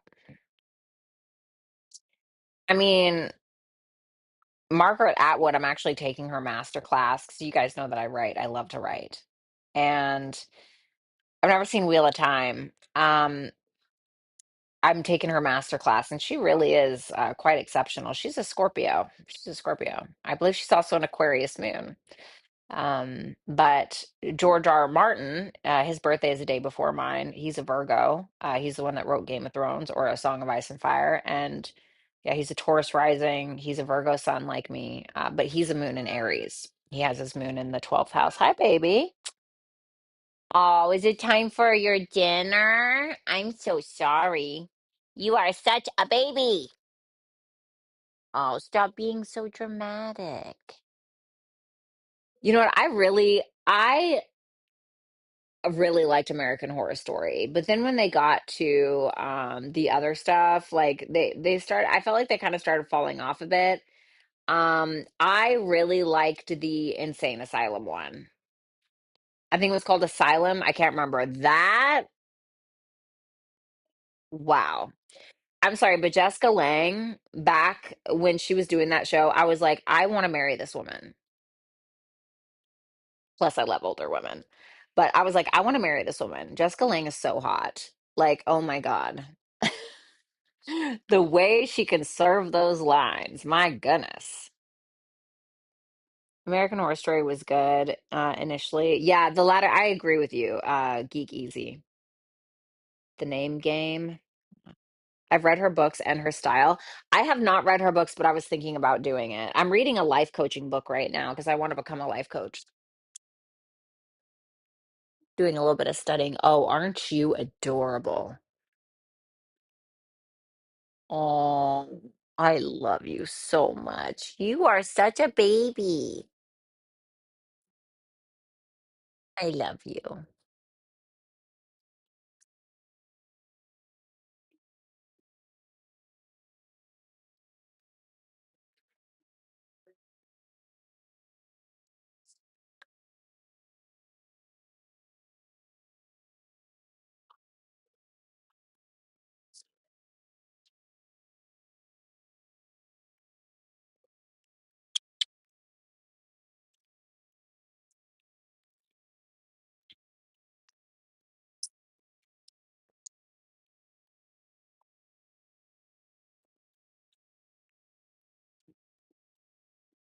Oh my God, you are so cute. How do you even stand yourself?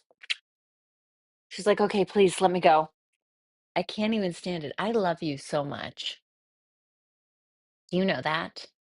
You are so cute. I'm gonna get your butt. She hates me. What's up, Danny? Yeah, she is such a cutie. What's up, small TV? Let's see. Got to bring out my. Speaking of Game of Thrones, we got Jamie Lannister over here. Time to pull out my Game of Thrones deck for small TV. Whoops, what the hell did I just do?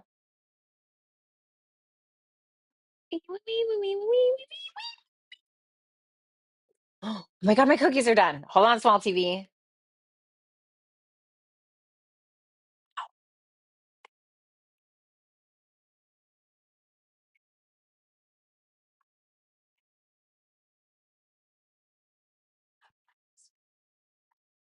Nicole Kidman was like, she was so hot, dude. You're into older women? Yes.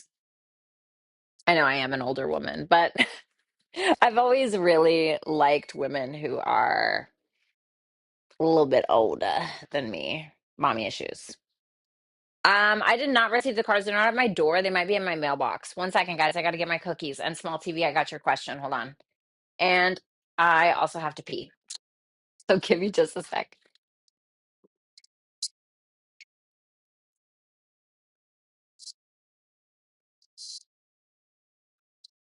Right. I got to take out my headset because I just got to pee real fast.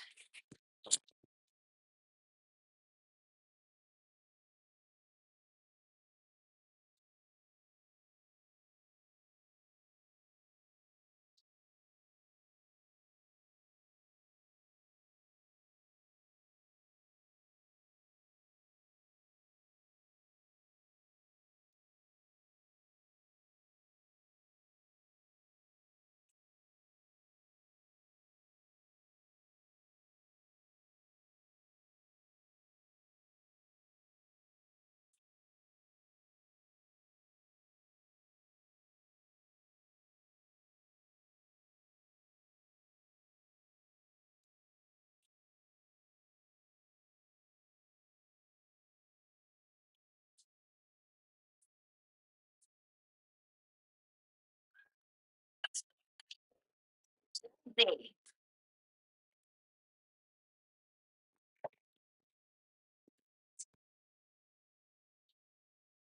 you guys hear me okay?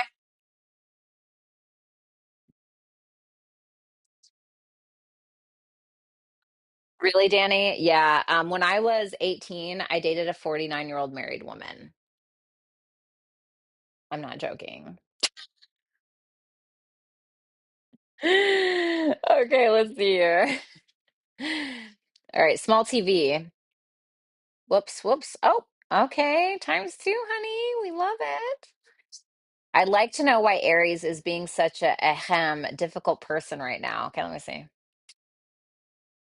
I told you. I'm just kidding. Let me see.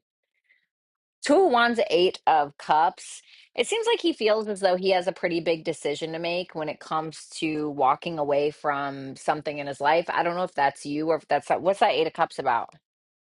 The Nine of Swords in reverse, the Three of Swords. There seems to be something that feels very heartbreaking to him right now that he's having a hard time either walking away from or he knows that he needs to walk away from it. And the Two of Wands can talk about when we're needing to make a pretty difficult decision. And the reason why it's difficult is because it's forcing us to come out of our comfort zone. So there may be something that is forcing him to either boss up or force him to come out of his comfort zone in some way or force him to change. And that may feel very difficult for him or even heartbreaking or painful in some way. So he's like, do I walk away or do I like do this? Do I um take the path less traveled and walk away because maybe that's the path less traveled, or do I take the path less traveled and face whatever this thing is? And it's something that's hurting his heart. It's something that may be a little bit scary for him. It can be something in regards to boundaries when it comes to emotions as well. So there's some insecurities that he may have that he doesn't really want to look at or he doesn't really want to deal with, and it's around making some kind of complicated decision that's going to force him to come out of his comfort zone that he may feel like he's not really ready to comply with, essentially.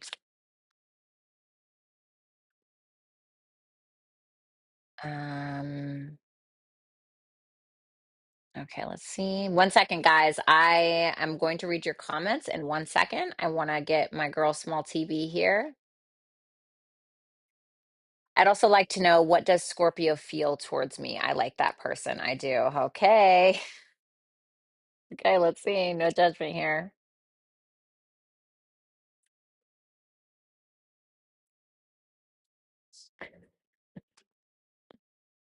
Not really surprised. Four of Cups reversed and the Four of Cups in the upright and the Temperance reverse.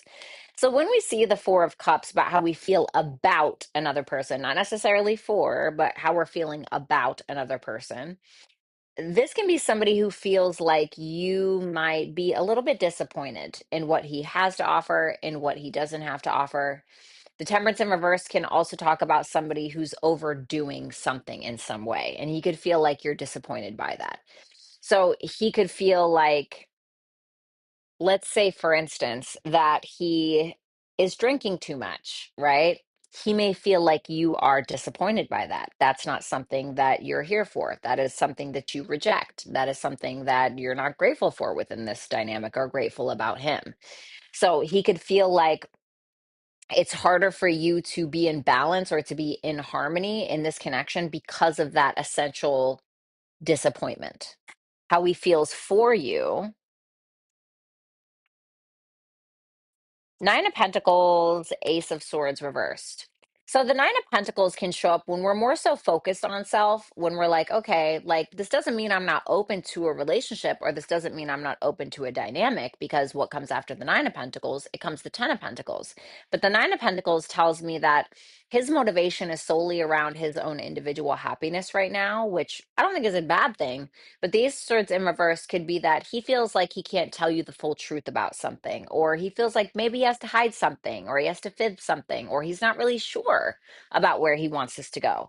All he knows is that he's open to where it could go. And the Nine of Pentacles is somebody who's very focused on looking good, feeling good, smelling good, or maybe he's trying to become independent. Maybe he feels like he needs to be more independent. But I feel like there's more of a story here that he's not really saying, or that he's not really talking about. I'm going to pull an extra one for you. What's the Ace of Swords reversed? The Knight of Pentacles. It could be around finances. It makes me feel like it's finances, money, putting in the work, etc. You know, he may be, maybe he's a little bit critical of himself, or he's kind of thinking like, oh God, how would I make this work? You know, because it may be something that he realizes is going to take a lot of time. It's going to take a lot of progress and work, especially on his part. And that may make him second guess things or question things for whatever reason. All right, let me read these comments. I am actually going to pull advice for you, Small TV, because you are a great client of mine. Three of Pentacles, Seven of Swords, and then the Page of Wands. So this is kind of this energy of, so in the Three of Pentacles, right, especially in traditional Rider Waite, what you're going to see with the Three of Pentacles is you're going to see that these three people are in a cathedral and they're essentially building it, right? And then you're going to see this one guy who's like standing on a stool or whatever, and he's trying to like point out certain things that need to change or whatever the case is. Now, he's a little bit less experienced than the two people beneath him. The two people beneath him are more experienced. But what the Three of Pentacles is indicative of is that while this person may not be as experienced, they still have something to bring to the table. So whether this person feels like either they are less experienced, right? Okay, so let's say that this person is less experienced in regards to life. Okay, I don't know. So it may be saying that you have a lot to teach this person, and maybe they have something to bring to the table as well. But if both parties are not willing to set their egos aside to be able to work together, to understand that even though I'm better at this, it doesn't mean that you're better at this other thing than me, right? So maybe I'm better at this thing, but you're better at this thing. So we both have something to bring to the table, right? So if we can't recognize that within each other and then work together, Seven of Swords, put our egos to the side, put our bullshit aside, and show up humbly, okay, or with some level of humility, then it's going to be a little bit harder to overcome or to get through. Like, so for instance, right? Like, and it's the way that you guys may talk to each other, or the way that you give criticism, make it constructive. So for instance, if I have bad skin, I have shitty skin, right? I don't want to say I have bad skin. I just have acne scars from when I was younger. If somebody like makes a passive aggressive joke where they're like, "Oh wow, like you have I don't know, as many pockmarks as the or craters as the face of the moon," or something like that. Or, maybe it's more subtle. Maybe they say something more passive aggressive. I don't know, right? I'm not very good with that. But maybe it's more passive aggressive. They're not really trying to help me. They're just trying to be a dick. So now what's going to happen? Well, I'm not going to receive that information well. I may end up putting up my ego and putting up a wall altogether. Why? Because it's not constructive. It was shitty and it was an insult. Now, if this person or you, whatever, whoever it is, comes up and says, "Oh my God, like your skin is looking so much better. I really wanted to tell you about this dermatologist that I really think that you would love. He's on YouTube and or she is on YouTube and is so smart. Like I really think you would get something out of this." What's going to happen? I'm not going to have to put my ego up. I'm not going to have to put up armor. Why? Because I don't feel like I need to. I don't feel like my ego needs to now come to the forefront and protect myself. So it depends on how we're delivering this information that is, it's really on whether or not you want it to be well received. So if this person is, being very picking at you, you're not going to receive that information well, if at all. You're going to put a wall up, right? So I think it's how you guys relay information to one another that's really going to be important. Okay, let me see. Let me read these comments. Yeah, I'm really excited about my cookies. I'm not gonna lie. You are a pup, we used to say back in the day, meaning young. Oh, well, I'm 38. I don't think that's super young. It's definitely not old, but it's not super young. I got some miles on this thing. But I'm very, my love is very childlike, though. It really is. I've heard that from more than one person. How old is too old when dating? Older because same actually. I think it's dependent. It's really dependent upon the person. But like, let's be real though, right? Like a 19-year-old or an 18-year-old dating a 49-year-old, what do you really have in common? What do you really have in common? Okay. Probably not a whole lot. So I don't think it can be something that can really last. But, she owned an art gallery and I was very beautiful. And I didn't know she owned the art gallery when she walked up to me. But of course, because of my mommy issues, I was like, "Oh, mommy," when she came up to me, and I definitely went for it. I let her reel me into her big ass mansion out in the middle of nowhere in Oregon. And I just became very infatuated with her. I mean, I was so young, she had a lot of money too. She's a, I was like her glorified kind of sugar baby kind of thing, to be honest. Um, Age is mind over matter. If you don't mind, it don't matter. What's up, Carmelina? Hi, Violetta, watching from Queensland, Australia. Thank you for the Leo readings. You're so welcome. Of course, you're very, very welcome. Sorry I didn't see that till now. Um,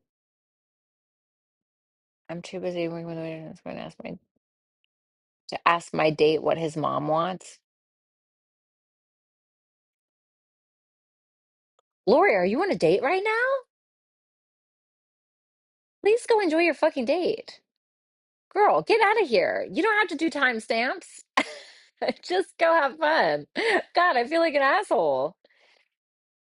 Carmen, I am so not surprised that you would say that.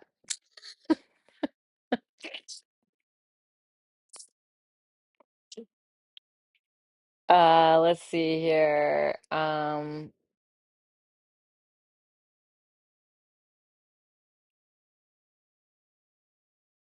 Yeah, I was always into younger men and older women, which I found kind of funny. But I don't really care anymore. Like I'm good. I'm just doing my own fucking thing. She's very feminine too, which makes her seem younger. In my opinion, she's still young though. Are you talking about me? I don't think I'm very feminine if you're talking about me. I don't see myself as super feminine. I can be. That scared me. You're welcome, Shannon. I love you as well. I don't know if I said that already. Let me see. I always laugh at the people who say age is just a number and then get upset when someone says or tries stuff about the underage. Well, I think that like that's definitely not what we mean, right? Like we definitely do not mean that like that is okay. That happened to me when I was a child. Fun for fucking no one. So yeah, I don't think that's what we mean, right? It's like, yeah, it's not gonna hold up in court, right? Yeah, I don't think that's what we mean. I'm receiving the nitpick. How about about Scorpio? Oh God. Well, an underage child doesn't have a developed brain. That's not funny or cool. Plus, there's a power. Well, yeah, obviously that's not what we're talking about, you guys. Definitely not what we're talking about. Well, of course. I mean, I think that when we're saying age is just a number, and I personally don't think it's just a number. I think that there is a lot of different things that come into that, okay? So we're talking about legal age now, okay? I'm talking about legal age now. Like sometimes there will be, like, let's say a man, right? Let's say a man who is 30 years old, and then a woman who maybe is 38, okay, or 40, okay. Now, women, what they say is that women tend to mature a bit faster than men do. Now, let's say that this man has absolutely had his life handed to him. Let's say that he has acquired a lot of loss in his life. Let's say he's had a lot of death in his life, which in turn can either break somebody or this can make somebody appreciate life more. It can appreciate people more in their life. They don't take things for granted, et cetera, et cetera. So it really depends on that level of life experience that this person has. And how much they were willing to shed about themselves to get to the root of who they actually are, which is not easy because I truly believe that being vulnerable, especially with yourself, being honest with yourself, and then in turn being able to be vulnerable with another in that metaphorical naked state, I think is probably the hardest thing that you can truly do. So you're really only as evolved as you allow yourself to be. And so the ego is really, really great because it allows us to protect ourselves when we need to. It makes us get up every day and do the work that we need to do. But the ego is not always the best for internal growth. And so I think that if there's somebody here who's been able to release their ego or allow it to dissolve in many, many, many times to be able to get to the core of who they are and have that self-awareness, I think that that person can be with an older person and it actually makes sense. But if they haven't done the work, it's going to be exhausting for the older person, especially if the younger person is not willing.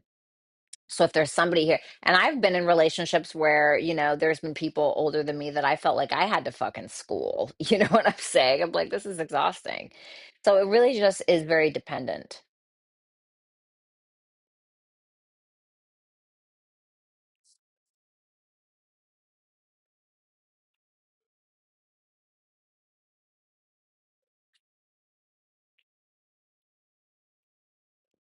Wait, small TV, did I read the question wrong or something? Did I answer it wrong? Sorry, I'm reading a lot of comments, so it's hard for me to like process all the information. I don't know if I'm getting it fucking right.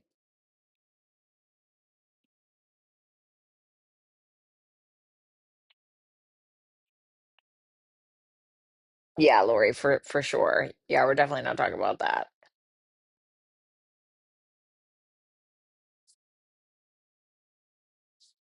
My first husband was 18 years older than me. Oh, wow. 18 years older than you. Holy crap.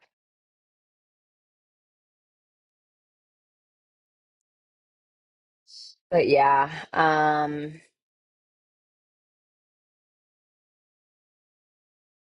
there were two I did. I did the first one about the Aries, remember?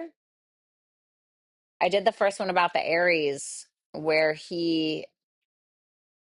why he was being a difficult person, and it was the Two of Wands, the Eight of Cups, the Nine of Swords reversed, the Three of Swords. But the Nine of Swords in reverse was clarifying the Eight of Cups. Wait, did you hear me answer that one? Or are you saying I didn't answer it right?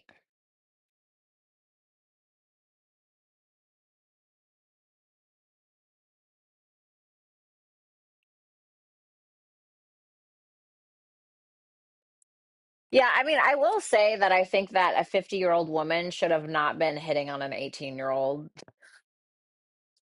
Like, I don't know. I That was definitely interesting though. I was very, very young, you know, I was like she was a grandma. Nothing wrong with that, but like I was literally there with my grandpa at the art gallery. And I'm like, damn, girl, you ain't got no shame. And she had a husband, you know, and then I was kind of like the little pawn in their relationship. It was kind of weird. Like I look back on it now and I'm like, oh wow, that I didn't realize how weird that was in when I was actually going through it. Oh, okay, small TV. Okay, cool. I almost died and it shifted me to appreciate life on a deeper level. So people my age seem well, I get that. I really do.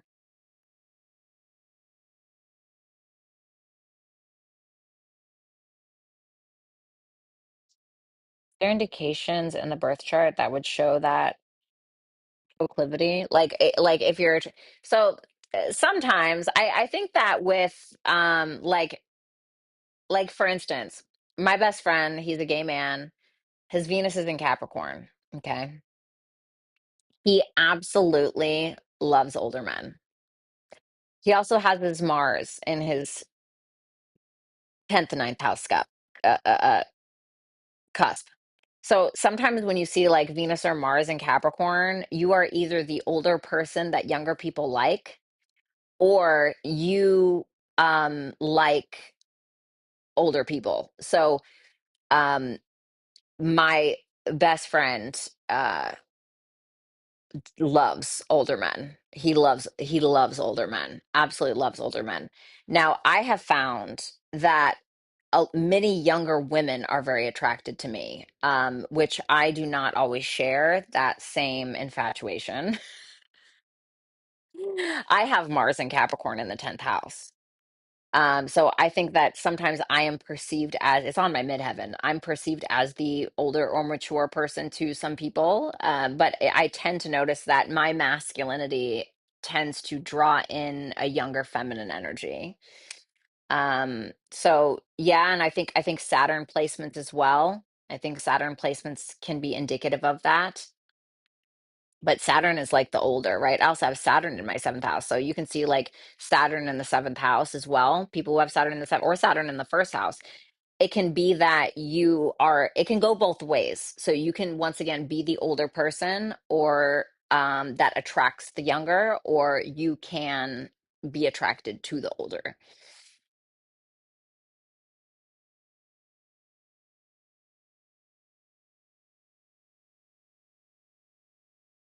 I'm getting ready for my second.